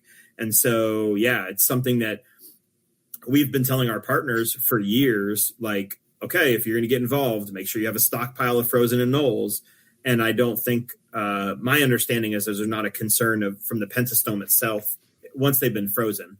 I think there's some concerns with some other potential bacteria is what I heard recently from a vet. But the pentastomes are definitely a concern for the live anoles, right? And everybody's saying that's in Florida. But if the pentastomes, you know, it's already being found in north central Florida. I mean, it's just a matter of time before it's in the Georgia populations of anoles and the Texas populations as well. And so, it's something to consider. But yeah, luckily for us, our partners, we have a lot of partners on the project, right? So in Puerto Rico, we work closely with the U.S. Fish and Wildlife Service and the Puerto Rican DNR. And so I always, I tell the DNR all the time, like every year, I'm like, hey, we need to re-up our anole permit. I need to collect a few more females, or we need more pairs because this other partner's involved. Or, right now I was talking to one of our staff that helps manage our zoo population of VI boas. And, he said that we have anywhere from just nobody likes to talk. Well, maybe it's superstitious. I don't like talking about it, but we have at least 8 VI boa females right now at the zoo that ovulated. So if we have that many babies, that's a lot of anoles that we need. That's more than we can probably produce. But that's why we always have frozen backups as well. But it's scary when you have to think about that now, right? Right. Yeah. Absolutely. Yeah. But yeah, luckily, anybody that's been to Puerto Rico knows there's more than enough crested anoles around, and any species you want. We always do Cristatellus because they're a little bit more hardy and they have more of a reproductive output. But we've also done Pochellus and had pretty good success with them as well. So yeah, but we have a handful of tanks of Puerto Rican anoles that we collected in Puerto Rico. And most recently, they came from the site where we collect the boas as well. So it's kind of a one-stop shop. So it works out well for us. How difficult are the boas to find in the wild? And what kind of methods are you using? We literally just, headlamp on, walk around looking for boas. I mean, luckily for us, not for the boa at all. Boas are only found in one small area in Puerto Rico, and that's it. Okay. The VI boa is literally found in one small area, probably the size of maybe at least the area we work in, about 3 or 4 city blocks. Mm-hmm. There's a number. Lost Rob. There's 3 or 4 kind of decent forests in the area where the boas could occur. We have only seen them in those other areas at least probably one other time. So yeah, generally speaking, like we survey the same area each time. Every trip we go out, we usually see one boa. Most we've ever found in a trip, or in one night, has been 4. But the average when we go to this site, it doesn't matter whether there's 8 of us, 10 of us, 2 of us. When we go through this one site, I feel pretty good that we're going to find a boa if there's one out and about moving around. They're during the day they're hiding inside of probably tree cavities at this site, and so there's no chance you're going to find one during the day at all ever. Right. And so we pretty much just go out at night. There's a road nearby that's not it's traveled more than it should be. And so I think we found at least one DOR. May actually be my very first trip out there. I think we found a DOR. Otherwise, you're just looking up in the trees the whole night, and generally speaking, most of the work that's been done in the past with VI boas has been done just within one or 2 populations. And so, they'll tell you that you don't see VI boas above much more than 1.5 meters off the ground. But, I've seen them from literally on the ground up to, I don't know, probably 6 or 7 meters off the ground, pretty high up in a tree. Yeah. And so we look everywhere. But luckily the site's pretty easy to survey. I don't want to say that it's an edge species, but we look at edges. I've had way more luck edges than I have anywhere else. And I don't know if that's a product of that's where the anoles are sleeping at the end of the night, and or if it's something else, right? If it's there only a couple VI boas have ever been radio tracked, and it was gravid female, so that data is pretty biased. So yeah, obviously they're end of the night, they're up high edge of a tree, but yeah, otherwise we go out at nighttime after sunset. We prefer if it's not a full moon. sorry about that. If you read the papers, they'll say VI boas are most active if it's third quarter to the new moon. Other papers will say it has to be post rain. So I always try to target between the third quarter and the new moon during a rain event. That's the perfect time for me to go out. But I will say I have found them during full moons. I found them with or without rain. I feel like anecdotally, I find them more after rain events. Okay. However, at that site in particular in, Northeast Puerto Rico, if you've ever been there, Yunque rainforest is right there. It rains a lot. So I don't know how much that really plays a role. So we do try to standardize our surveys as much as possible. It's not always as fun when you have to think about science as much as it is when you just want to herp. So we do try to standardize things like effort, distance, when we can. And we do it at some sites. There are some sites where we actually have to use GPS and we follow a very specific track. And, you're like, oh, I want to see that tree over there. There's a bow in it for sure. But nope, it's not on my track. I got to stay on my track and I got to follow it. So yeah, we do try to collect as much data as possible because we want to be able to provide good, accurate data from across the range of the species, right? We're not trying to be too selfish because we're not like when I go out and do BOA surveys, we're not collecting. We do collect when we need to, but we still do surveys across the range. So that's something else to consider is sometimes the data may not be what it seems because we are trying to standardize it. And some of that is because we want to answer that question, Rob, that you're going to ask. So is it the moon or is it the precipitation, right? And that's why we're trying to do it. Like our partners in USVI, we originally started doing surveys down there in 2018. And pretty much every year, first week of December, they do multiple surveys for VI boas for about 3 or 4 days at the same site. And they've been doing it now for 7-8 years outside of COVID. And they want to, that's the kind of question we want to be able to answer is, are they more active? How much more active? Is there a gender difference? Things like that. But can't answer that yet. But I will say I prefer to go out when it's darker and whenever it's rained. Yeah, fair enough. But I think we always do anyways, right? That's just the normal. Right. Well, and when you're talking that waning into new, part of it is that not only is it lower illumination, it's that the moon is mostly up during the day. So it's not even up at night for the most part. Right? So maybe this is a transition point to finding other things. But do you find that does that, all things being equal, if you're planning a trip anywhere, are you trying to do that? I guess when I say anywhere that you're targeting nocturnal species, because I don't tend to mind as much if it's diurnal stuff that I'm looking for. Yeah. I would say probably up until the last 5 or 6 years, I didn't really put that much effort into it.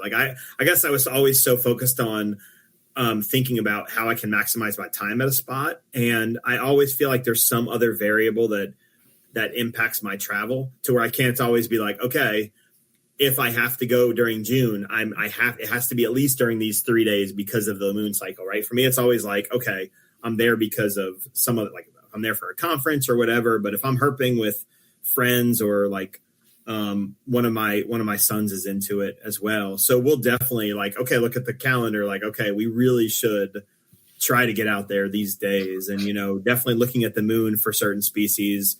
But yeah, I will say I always try to look at precipitation just as much as I do moon cycle.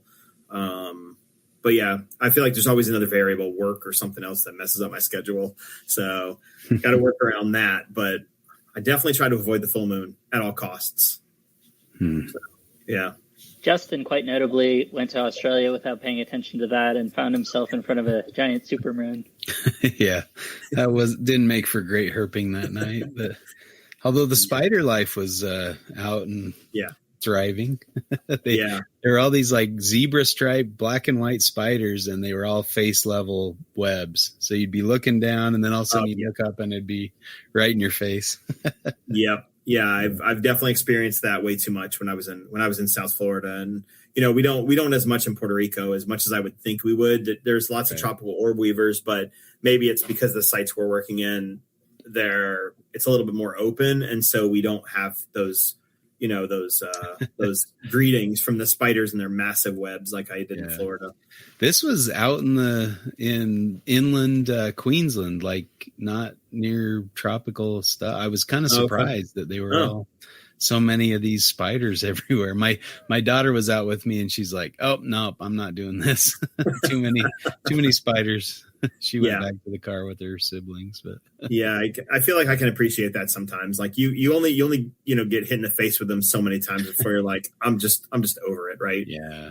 I feel like there's some big orb weavers out there too. I was just going to say, I feel like I've had that experience more in my life than South Florida than anywhere else. Like in Puerto Rico, I've never been in a habitat that annoyed me that much, other than, occasionally mosquitoes can be a little on the annoying side, but I don't think they're that terrible there in most areas. And we work mostly coastal, right? Which are, to me, the most evil of all mosquitoes. Right.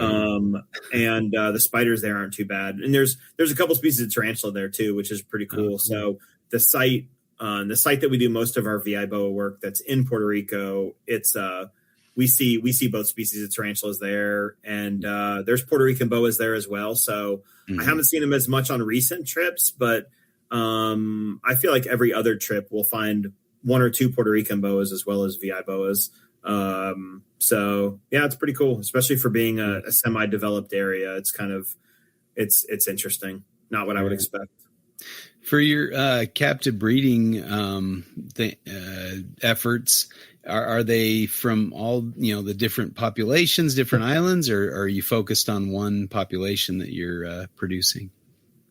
Yeah, so good question. We at the zoo, we have I got some funding a few years back from the U.S. Fish and Wildlife Service when we started the project that allowed us to buy a modular building. Nothing fancy, but it was something that was all ours. And so it's basically a 900 square foot modular building that has 4 rooms. Each room has its own climate control system. And so one room is for Puerto Rican population VI boas. One room is for U.S. VI population. One room we keep the babies in because we don't cycle the babies. And that's also the same room we keep the anoles in because we don't cycle them as well. So we can keep, even though it doesn't matter, the anoles from Puerto Rico, even if we don't cycle them, they don't breed during the winter at all, which is a little surprising and frustrating. But then again, we all know how much, when those lizards get going, they produce so many eggs that you're like, you can't, like, this isn't sustainable. You got to stop. But slow down. But even if we wanted them to, they wouldn't do that. Yeah. So, or at least what we've experienced. And then our 4th room, which originally was planned for another project that we can talk about another day, that was supposed to be for another Caribbean boa. That was taken over. We used that for our amphibian reproductive biologist. We got a grant a few years back to hire one for an assisted repro biologist for a few years. And so we turned that last room into a lab because the silver boa project never happened. We were supposed to get silver boas from Conception Island, but that entire project got put on hold kind of indefinitely. I was actually just talking to Graham about that a couple weeks ago. Something may happen again in the future, but we're knee deep in VI boas, and I want to help with every species that I possibly can. But I have too many projects, so I can't take on any more right now. Right. But so anyways, we do keep the populations completely separate. Our US VI population all came from, they basically all have the same genetics. They're all historically St. Thomas animals. And then our Puerto Rico population that we're working with all came from one population. Eventually, I think we'll get one of the other populations from Puerto Rico, but they'll be maintained separately. We do, again, luckily our one of our colleagues on the project is Graham, and he's a conservation geneticist as well as, the boa god. And so whenever we need to discuss those sorts of things, like, okay, have we fully bottlenecked? Like, how scared are we of this? he's definitely our guy, and we have a good working group, right? Like we have every other year we have a VI BOA meeting where it's all of the partners from across the range, from the feds, Puerto Rican DNR, USVI Division of Fish and Wildlife, the folks from BVI. Even though there's no conservation work being done in BVI, they're involved, and most of the work we're doing there is research because they have pretty good populations. And we're trying to expand the effort to do more research there. But everybody's involved. We have a big meeting, like I said, every couple of years, last 2 days, and we just talk VI boas for 2 days. And so Graham's our guy, right? So any genetics questions, we're just call or text them. I text him some of the probably most dumb random questions all the time, but he's an amazing guy, super, super nice guy. We've hung out countless times, both in the field, and I've been to his house, and he lives in, the salamander capital of the universe. So anytime I'm out there, he always tries to join us if we're doing field work or just going and hanging out, family salamandering. Nice. But it's nice to have that, to be able to make those informed decisions, because I can tell you that we treat these like we would any other zoo breeding program. I paid the AZA's Population Management Center pretty recently to do a analysis of our population to say, okay, this female's bred too many times. This one is your, best potential founder. So we're doing that from a planning standpoint, looking at the data that way. But also, Graham has genetic samples of every single boa that we've ever captured, including all of our founders. And so he's actually actively sequencing that right now. Like I literally got a text message from him yesterday. He had just sequenced some of the samples that we had from Puerto Rico. Right now he's running through USVI. And then finally, after a year and a half of trying, I got my permit to import my samples from the British Virgin Islands. We had 30 samples sitting over there. And so that'll be the largest data set of genetic samples from the British Virgin Islands. So he's doing that right now. He's super excited. And so we should have some more good information about VI boa population genetics really soon.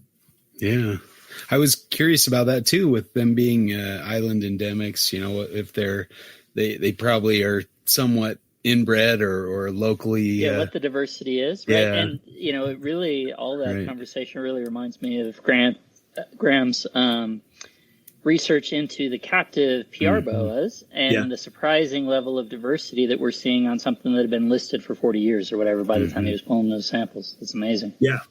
There's times where we're surprised, like he did, the paper back in 2015. In 2015, there were 2 papers that came out at the exact same time, looking at VI boa genetics, but neither one of them had a large number of samples, right? Like if you look, British Virgin Islands, I think they had like 2 samples. St. Thomas, I don't remember the number off the top of my head, maybe a couple dozen samples at the most. And I don't even think it was that many. And so we've been trying to collect a minimum of 20 samples from every population in the last 5 or 6 years. And we're almost there, not there yet, but we've exceeded that in a couple populations. But yeah, I mean, to give you an example, like St. Thomas, as far as overall area of occupancy, probably has the largest, at least in the U.S. I mean, they probably occur all over Tortola. So Tortola is probably the hotspot for VI boas there. That's the stronghold. And so, but in the U.S. populations, St. Thomas has the largest area of occupancy. But if you read the 2015 paper, based on the genetics, and some of that's biased by the sample size, but if you look at the genetics, the effective population size, which I'm not a geneticist, I'm not going to ever pretend to be one at all. I ask a lot of dumb questions. I just have a lot of good geneticist friends. But the effective population size of VI boas on St. Thomas is 6. And that means that is the number of animals that are contributing to the breeding population. And so that's not good. I think I don't need to be a geneticist to know that. But yeah, so that's why I think it's been good for us to get so many more samples. We can reanalyze some of this past data that was collected, see if and how things have changed. and then continue to do that, right? Like, we're not going to give up now. We'll probably continue to repeat this as long as we can continue to afford to do the work, and as long as the technology keeps advancing, it's going to continue to help us. So, yeah, but definitely bottlenecking everywhere. Lots of concerns outside of British Virgin Islands, and I think at some point we're going to have to start mixing populations, but we're not doing that yet. So, as far as breeding, we still keep everybody separate. I wouldn't be worried about it from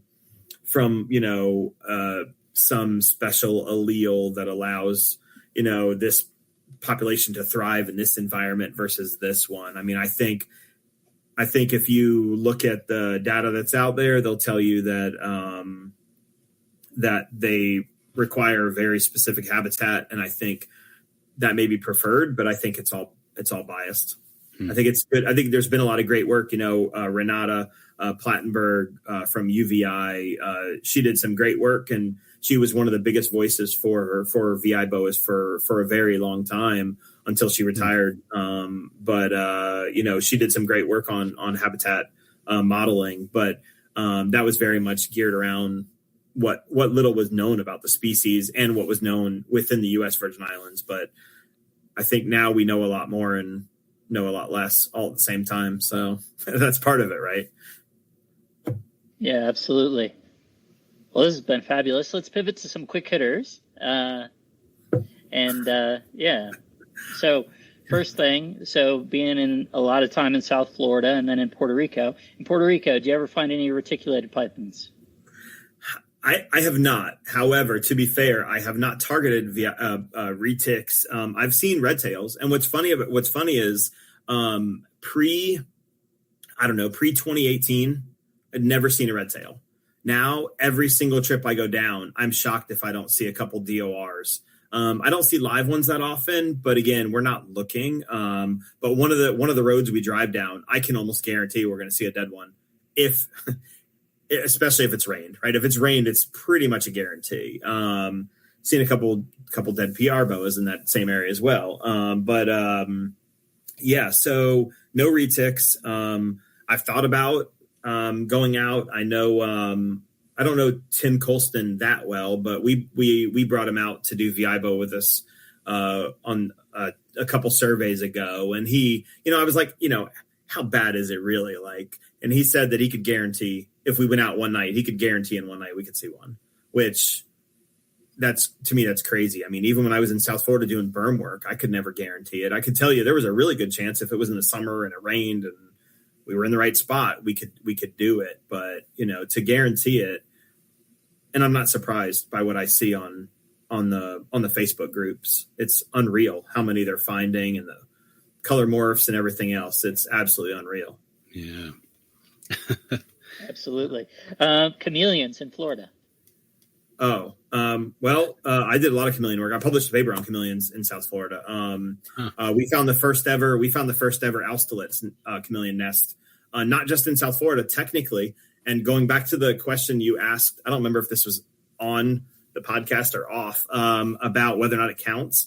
I don't think it counts. Let me frame it a little bit. So the question was, and we'll take half a step back. Yeah. Do you keep life lists of the animals that you find in the wild? Is that something that drives what you're looking for? Or are you just kind of going about, to different places based on the different projects that take you there, or you happen to be in a place? I don't have a physical or digital life list. I don't. I have a mental one, and I'm older now, so I don't know how accurate it is, but I feel pretty good about it. Yes, and I definitely take trips and target stuff, right? Like I was texting somebody today who was talking about they were on their way to the coast of North Carolina to look for rainbow snakes, and I was like, well, that's that's the only species of snake I have not seen in the state of North Carolina. And I have not spent a lot of times targeting them, but it's a rainbow snake, right? Like it's a grail. I definitely take targeted trips. I keep a list, a mental list, and I don't know if I'm as hardcore as you, walking like 50 miles a day for some of these things, but a lot of people say I'm pretty hardcore and I go all in. So yeah. Okay. Well, very good. So on that note, right, where you're headed to. So if you're not so much in the context of invasives, but in the context of species where there is conservation effort going into it, either reintroduction to either supplementation or reintroduction into spots from which they've been extirpated, or theoretically novel introduction of things but within native range. If you saw an animal in that context, would that count towards your life list? So kind of there's a couple different options within that, right? So a population that's known to be supplemented, a population that's within native range but where there aren't historic records from. Maybe start there. That's a good question. I don't get into all the rules so much that some other people do. So I don't know that I've thought about it that much. I will say, like I've seen, I don't know, 30 or 40 species of herps in South Florida that are not supposed to be there, that I feel like I target them differently, right? Like, so if I'm going to look for rainbow whiptails, or if I'm going to look for Austerlitz chameleons, in my mind, I'm targeting them as that population, right? I'm targeting them as the Florida population of Austerlitz chameleons. So boom, I've checked Austerlitz chameleons in Florida off my list. But if I went to Madagascar and I didn't find one, I would say that I didn't find an Austerlitz chameleon. You know what I mean? But I'm not one that does it by state, right? So like I have not seen every species of snake that occurs in North Carolina. I haven't targeted them all. I haven't seen them all here, but I've seen them elsewhere in the Southeast. So I'm okay with that. It would be nice to see some of the other ones, but I'll get there eventually. But maybe I'll worry about that after the rainbow snake. But as far as some of the other stuff goes, I think, I guess I thought about it a lot when I was doing all the invasive work in South Florida. But I guess I don't try to take something for what it's not worth. I don't say Austerlitz chameleons are crossed off my list as a species. I just do it by population, I guess, in that sense. Right. Yeah. So, I don't know, but I've been out herping and you all herp way more with more people than I do, but going out with people where they're like, no, I can only count it on my list if I touch it. Or, if I'm the first one to see eyes on it or this and that. Now, I will say there are species out there where I'm like, I want to find it on my own, right? Like indigo snake was my unicorn for many, many years. And even living in Florida, my only one ever was dead. And even radio tracking with people, I never even got to see one, even though I don't know that I would have counted that for me because it's your grail, right? You've got your own set of rules for your grail. But about 3 years ago or 2 years ago, I can't remember, my son that likes herping, we shot down. I have family in Florida still, so we shot down to a spot, and I walked by this gopher tortoise burrow, and I thought I saw an indigo snake going through this like prickly pear, and I didn't want to spook it, so I took a couple steps back, and then it disappeared, and I was like, dang it. So I ran over, got my son, came back, and I was like, I swear it was right over here, and I kind of got down low, and I snuck up on the apron of this gopher tortoise burrow, and I peek inside, and there's an indigo staring right at me. And I was like, okay, that's it for sure. And it just stared at me for a couple seconds. I got a couple photos, and then I walked away and was just speechless and in heaven. And yeah, that's one of those, it's one of those I'll remember forever. And it's because I found it on my, I laid eyes on it. I wasn't in a trip where somebody was like, two ridges over on the other side of a pond screaming that they found one, and I got to go see it. Right. So I don't mind checking those off my list if it's not that level for me, but yeah, I don't know. I don't have too many rules. I guess my rules also change depending on the species and my mood and how hard it is to find something. Right. Sure. I think that's true of most of us. You do have a couple finds of a really special, difficult South Florida snake, the rimrock crown snake. Yeah. So when I started at Zoo Miami, I started there as the assistant curator of herps back in like 2008. And one of the first things I wanted to do was put up I wanted to do a herp survey there. And luckily there was already a herp survey going on at the time because the general curator was a herp guy. And so I started, and he had some drift fences with funnel traps, and some cover boards, but he had never seen a Olytica. And so I said, okay, ignorant. I was totally ignorant at the time. I said, I'm going to put up another drift fence. I'm going to put up 2 more drift fences, but I'm going to put in some pitfall traps. And I didn't realize how valuable at the time that habitat was, and how many amazing endemics there were, and how many, rare and endangered plants there were. And fast forward a few years, I left the herp team and I went to help start the conservation and research department there. And we did a lot of work for years that when I was in that department with rare and endangered plants and butterflies. So my appreciation for that habitat changed dramatically. I mean, it was my focus when I first got there. It was all about, okay, there's some cool herps here. We need to see them. So back up to your question. I set up 2 drift fences that had pitfall traps. And within I can't remember the time frame, less than a year, we got a Olytica in one, and I was shocked, absolutely shocked. Took photos, sent them to, and I didn't, honestly, I just wanted to find it because somebody else was telling me about, oh, you're going to be down there, you should try to find it. And I'm like, okay, I've only seen one Tantilla before. I'll look for this one too. And then, I told a buddy of mine, everybody's probably heard the name Kenny Crisco. I used to share a lot of invasive records with Kenny. And so he was like, oh man, this is like the 27th record at the time, either 26th or 27th record of Olytica at the time. And so then I met Kirsten Hines, who had done Olytica research down there, and then met a few other people that had done the work. So kind of got way more into Olytica than I ever thought I would be into this little tiny snake that's this big that eats, centipedes, and nobody can ever find apparently, except for Tim Borski. And so then fast forward, I don't know, another 2 years, same exact pitfall array. We caught another one. And so that time my photography skills got a little bit better. So I got some really cool shots of that animal. And that actually, when I took photos of that animal, I thought they were pretty good photos. They weren't like herp review cover worthy, but ironically, Kirsten, her Olytica paper had just been accepted. So she was like, you should send it in right now. Send it to Robert Hansen. And she's like, you should send it. Just do it. And so I did. And he's like, it's a cool photo, amazing species, but it has to be like eating a centipede or doing something way cooler than being posed up on some Olytic limestone for the cover of Herp Review. So I went in with no expectations and I got him. So it is what it is. But it was cool to talk to Robert. I had never done it before. So, but yeah, so that's my Olytica. We did manage to find 2. But I will say, I don't know if being a herp person and talking about Olytica, I'm going to say this other story is cooler, but I think it may be. So same herp array.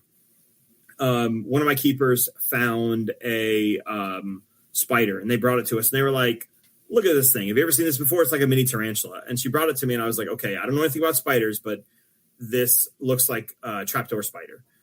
And so I did some Googling, couldn't find anything. Didn't really think much of it. I took a couple really cool photos of it.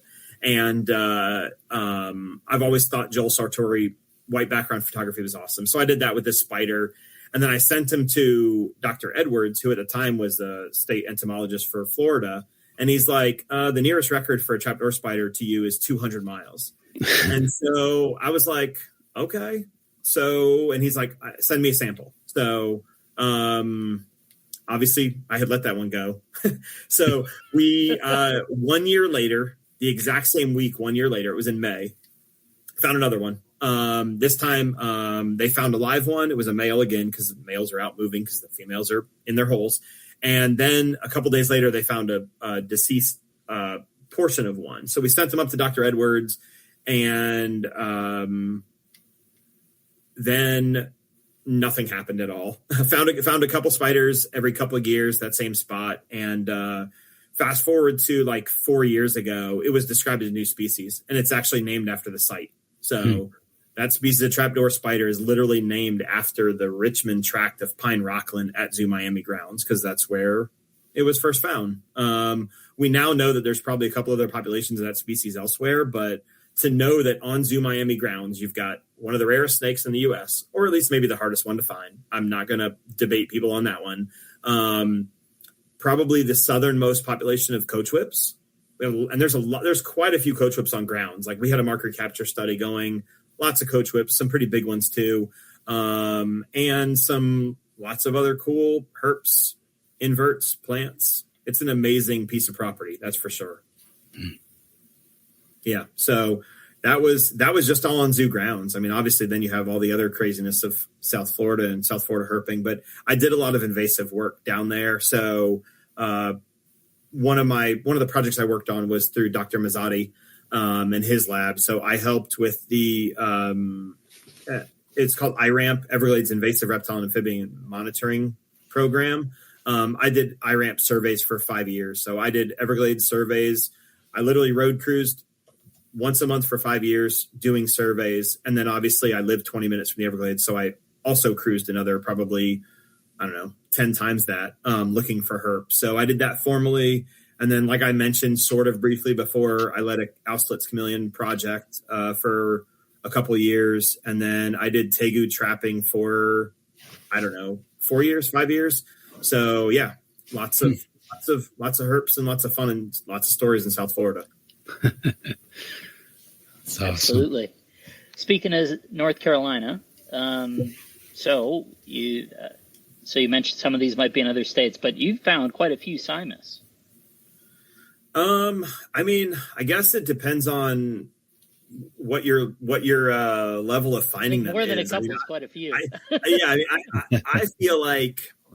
I feel like a loser when it comes to Simus up until fairly recently, but yeah, I think considering the species is going through the decline that it's going through, and we're at the northern extent of its range, it's one cool thing about North Carolina, right, is that we're the northern extent and the southern extent, and I guess technically the eastern because of the ocean, but a range of so many species, right? Like it's literally dozens of species. And so where we're at right now, if I leave my house and I drive 1 hour south to the Sandhills of North Carolina, I can pick up 20 species of herps or more that we don't have right here. And, it's not like some massive geological formation difference. It's just definitely a difference in habitat. But so, I go down there and road cruise every chance that I get. It did take me almost 4 or 5 years before I found my first one. And then ever since then, it's like every year I'm finding a couple. So for me and for North Carolina, I feel like that's okay. I will say my son, I think, has actually he's found a couple. He gets down there and he road cruises too, especially when he doesn't have school and I'll be at work and we do this thing. I don't know why it's totally stupid. But it's okay.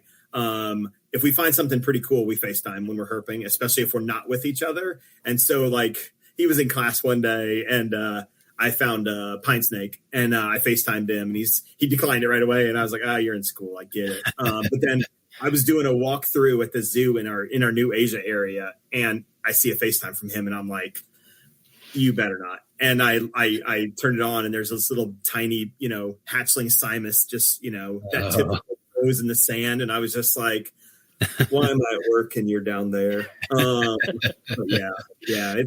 have a pretty good network of people here. So when we know they're moving, we try to get out there when we can.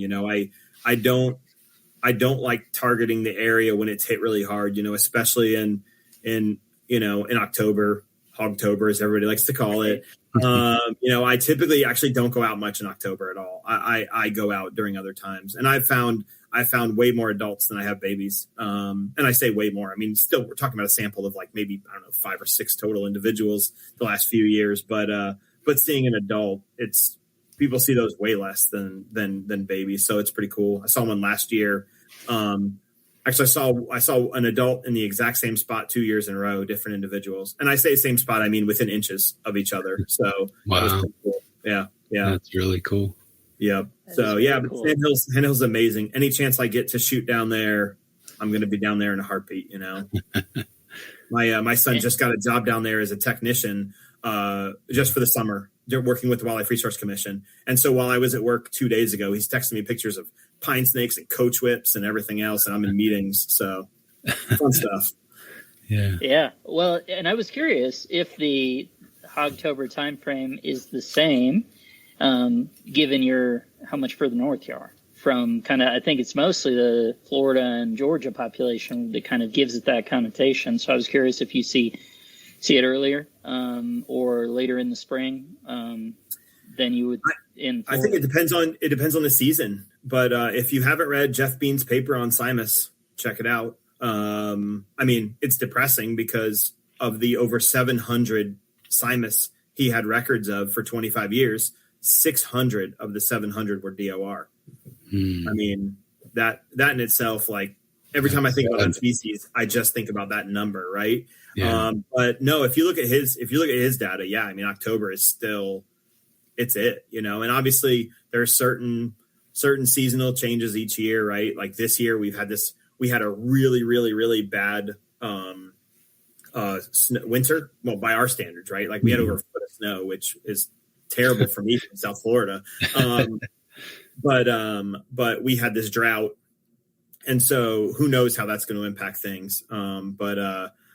Yeah, I think generally speaking, October is still the hot time of year. Although I feel like when the weather's right, I'm going to go out and look anyways, because you never know what's going to be out, right? It could be coach whips. I love seeing pine snakes. Like pine snakes evaded me for years, and now I see them almost every year now, if not twice in a year. So I don't get down there as often as I would like, at least for recreation, right? We have a project down there. So I'm down there in the Sandhills releasing gopher frogs or collecting gopher frog eggs for a head starting project, at least, a dozen or so times a year for that project.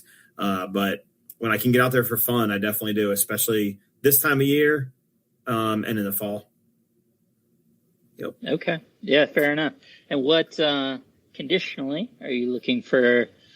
Low pressure, high pressure, sunny days, cloudy days, rain? No exaggeration. I'm looking for a day off from work, and I'm a weekday herper. I would rather, as much as it sounds bad, I would almost avoid. I avoid the Sandhills on the weekends. I will never road cruise that place on the weekends because there's just too many people. Again, I don't want to make a bigger impact. But and to be fair, like I have permits to do the work down there personally, not just through the zoo, right? I get my own permits so that I'm covered no matter what I'm doing. But yeah, I mean, for me, I'm definitely, when I get the chance, like if I see the weather for the upcoming week and I'm like, oh man, it's cool morning, but it's going to be sunny. I still haven't figured out the cloud cover thing yet. I talked to some people that say no clouds is better for babies and cloud cover is better for adults. And I may have that backwards because again, I'm still trying to figure that out. Yeah, for me, it's more about during that time frame, when can I get off from work and when can I get down there? And of course, my luck is I get off on the day where it's, the high is 58 degrees, it's overcast and rainy. And, I don't go down there. I typically don't go down there at all if it rains. So that's, I know I've been down there before when people have found Simus after a rain, but I won't go down there while it's raining, at least when I'm doing Simus sort of work or pine snakes, whatever. But if I'm looking for amphibs or we're doing some other survey, then I'm down there anyways. But yeah, it's a big balance because like I said, we do a lot of amphib work down there. We do some snake work, but that's usually just supporting the resource commission staff that works down there. Okay. You really need an excuse to go down to the Sandhills and look for snakes. Yeah. So. Right. Well, in Sandhills habitat, I assume in North Carolina is the same as the Pine Barrens in New Jersey and in Florida and everywhere else I've seen it, where densities seem to be exceedingly low, but basically anything you find is a very special prize. Yeah. Yeah. And honestly, like it's one of the few times that, when I'm out herping and I get skunked, I'm just happy to be in the habitat, right? I still see fox squirrels, you still see red-headed woodpeckers, it's like the other day I cruised it, I don't know, maybe 3 weeks ago. And I think the only thing I saw a live rough green and a DOR coach whip, but it was a nice day. So I was happy. I didn't care, so yeah. Yeah. How bad are the ticks and chiggers in the North Carolina version? Pretty horrible. Especially, when I first moved here, my first experience in the Sandhills was one of my staff that helps a lot with the VIBOA project. He was doing some radio tracking of Pine Barrens tree frogs at the time. And so when I came in, I jumped right in and got involved, and it was horrible. I don't know what he was thinking. But yeah, I've never had so many ticks and chiggers in my entire life as there. I'm sure there are worse areas. I can definitely, I've got my different charts for terrible areas when it comes to pests like that. But yeah, I think that's definitely the worst. Yeah. I mean, you're out there, in the summer. So you're out there on a July night. I worked all day, and then you grab some food on the way down, meet up with colleagues, and then we go out and track frogs in the Sandhills until midnight or 1 a.m. And I get home, and it's just like, then you got to spend the next hour looking for ticks. And then the next week you're dealing with chiggers. It's no fun at all. No. Absolutely. Where, other than North Carolina and Florida, where have you seen pine snakes? That's it. Or Pituophis? Oh, well, yeah, then out west, yeah. Arizona, and I don't think I've seen them outside of Arizona out west. Okay, Sonorants. Yeah. Okay. How about mole kings in North Carolina? I've seen them when I was last year about this time. We were doing an inspection in our in the New Asia area I was talking about, in our life support room, and there was a mole king under the door, and that was the second one seen at the zoo since I've been there. So it was pretty cool. Now, I'm not going to lie, it's like the mole kings that we have here in the Piedmont in central North Carolina, when they're younger, they're a nice tan or a light gray with pretty good red saddles. But when they get older, all the red disappears. So they almost look like this like cream colored snake. Like there's nothing else to them. It's not like you go to the Sandhills, you go to the coast, and they're like this like tomato red snake with like dark red saddles. I have yet to see any of those. If I did, you'd see them all over on my photos, because I would have to take a million photos of those if I saw one of those. But I do look, and I've been in some areas where other colleagues of mine have just captured some stunners. But in the Piedmont, we don't have anything that's beautiful like that. Yeah, you mentioned it there. So you do have a Flickr. That's the best way for people to follow what you're doing, I assume. And it's DS Miami. Yeah. Just my Flickr page. I post. I'm usually pretty lazy, and then all of a sudden, like after a year or 9 months of photos, I'm like, I haven't put anything on Flickr. I usually I put stuff on Facebook if I think about it. Text them to you, whatever. It's all, whatever. But yeah, I enjoy it. Like I enjoy photography. Around COVID, just like everybody else, I spent way more time, learning about birds, taking photos of birds too, which it's a good way. It's a good way to kill some time in the winter, especially right when I'm not able to go look for herps as much. Even though we do work with a lot of winter breeding amphibians, there's not as much for me to do. So the birds are good, but I'm still trying to learn photography every day. Absolutely. Well, 3 more, and we'll let you go. Have you seen short tails in Florida? I have. I'm going to count this one. So a buddy of mine used to live in, I think it was in Pasco County. I can't remember for sure. Pasco or Hernando. I don't know, whatever. It was about 45 minutes or so from Tampa. And he was a birder, and he really wanted to go herping. And so we literally went in his backyard because it was amazing scrub, just typical beautiful Florida scrub habitat. And so he lived in this one random neighborhood that decided to build on this beautiful property. And so we went out and we're just walking around behind his house and found a pygmy rattlesnake and took a couple photos of that. And then we walked back towards his house, and we were actually in his front yard, and there were some rocks in his yard and his neighbor's yard. And I was standing, 10 feet from him. And he's like, oh, hey, there's a snake over here under this rock. And I walk over, and there's a short tail underneath this thing. And I was like, and of course he's like, oh, it's a snake. Like, doesn't even know. And I'm like, are you kidding me right now? So yeah, that is my only short tail. I was never I will say I was never in range for them a lot because of that general area where they occur. I herped around Ocala a lot, so I definitely should have seen more of those scrub species. But yeah, I did get lucky enough to see one short tail. Very good. So North Carolina, coastal North Carolina, really famous for the red pygmy rattlesnakes. Yep.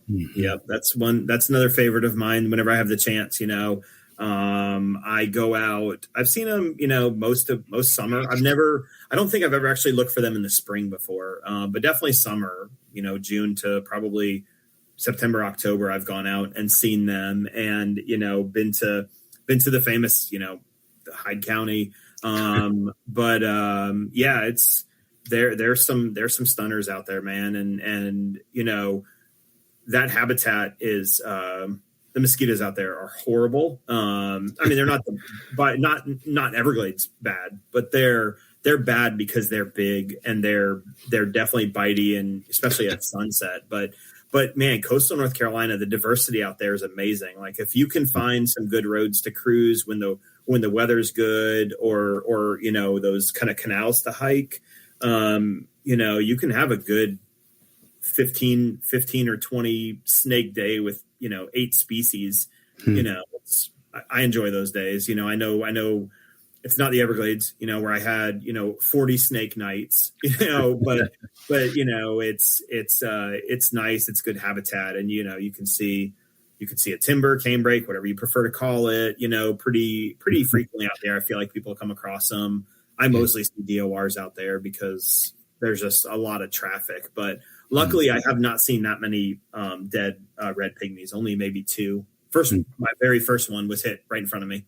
I was out there with a buddy of mine who's a big herper, and I had never been out there before, and we were driving in, and this one was brighter than the red on the I don't know if the screen on your screen on the bottom where it has that arrow, I guess it's like an exit arrow. It was that bright. Like it looked fake. And it was one of those, like you could tell from a distance what it was. And the way the road was elevated, and so we couldn't turn around right away. And we looked at it. And as we looked at it, this little tiny car came by and just crushed it right in front of us. Turned around, and we still grabbed it because we gave it to the museum for so they had it for a specimen. But yeah, that was my first one. Luckily, we saw more. But that's another species that never gets old. And I've got plans to go out there this summer, although this summer's like next week. But I'm definitely be out there this summer looking at least a couple times for them. Do you find those by sound or sight mostly? For me, I've cruised most of the ones I've seen. Oh, okay. I've got a handful of roads that I target. I've got a couple different places to hike them up. I haven't had as much luck. I think the water levels really can dictate where they're at whenever you're looking for them in some of the areas, because they are so coastal and because of a lot of times they're near those canals. Other places I've looked for pygmies, I feel like I've done both, just visual, whether they're near debris, flipping things, whatever it is. But I feel like at least in Florida, I don't know if I've ever actually found one in Florida by sound. I've only ever seen them. Okay. Yeah. I wondered if they were too small to hear. Or Yeah, no, I mean, I feel like you can hear them, like, especially when you're photographing them, you'll hear them buzzing at you. But they do all those other things, right? First, like they coil up, they flatten out, they do the jerky movement, they do everything else before I feel like they buzz at you. And that area, if you've never been to that part of North Carolina, there are so many bears, and so I don't honestly. Wow. That's never really weighed on my mind when I'm out hiking looking for them. But if you've never been, like, I've seen as many as, I don't know, if I had to guess, maybe like in one weekend of being out there, whether it's herping or birds or looking for bears, whatever, maybe like 10. Wow. 10 a weekend. I've never been out there and not seen a bear. Wow. And so, yeah, especially like, I mean, if people really want to see them, you just go up to like Alligator River or go to the Pocosin areas. Like those are famous areas for bears. And there's times where like I've got probably a photo where there were 5 in one image that were just all hanging out.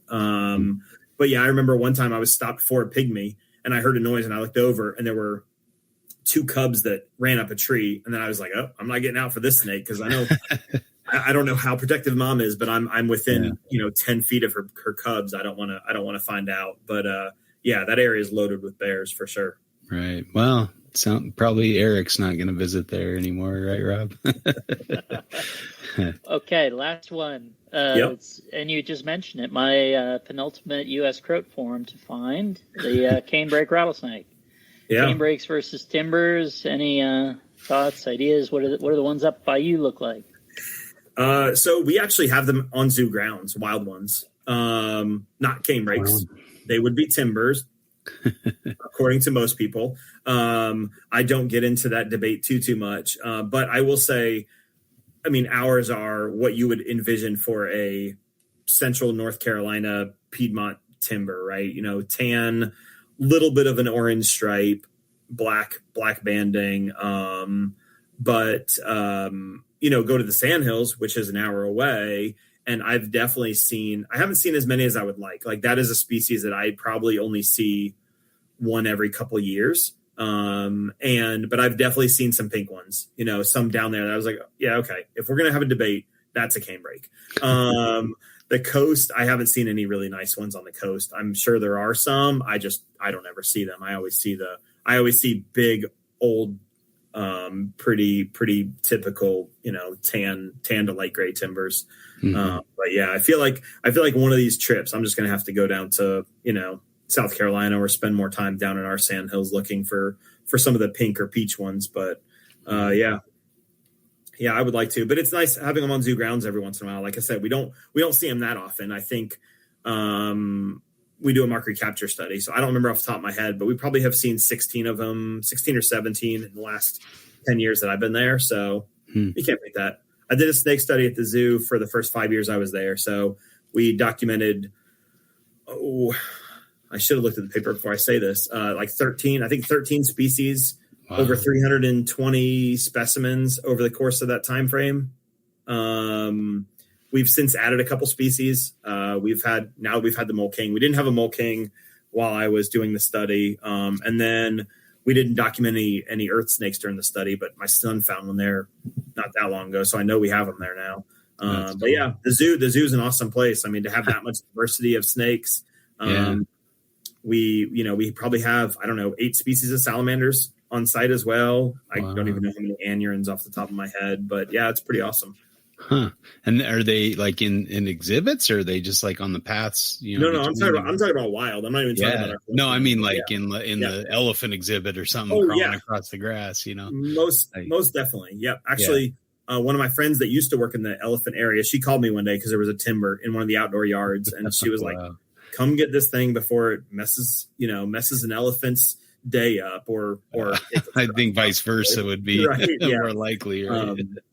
Yeah. But yeah. I mean, we get them all over the place. Weirdest place we ever had one was on an elevator. I got a call in my office in the admin building, and there was a little, I think it was a brown snake. I can't remember. It's been a couple of years, but yeah, we've had them all over the place, literally.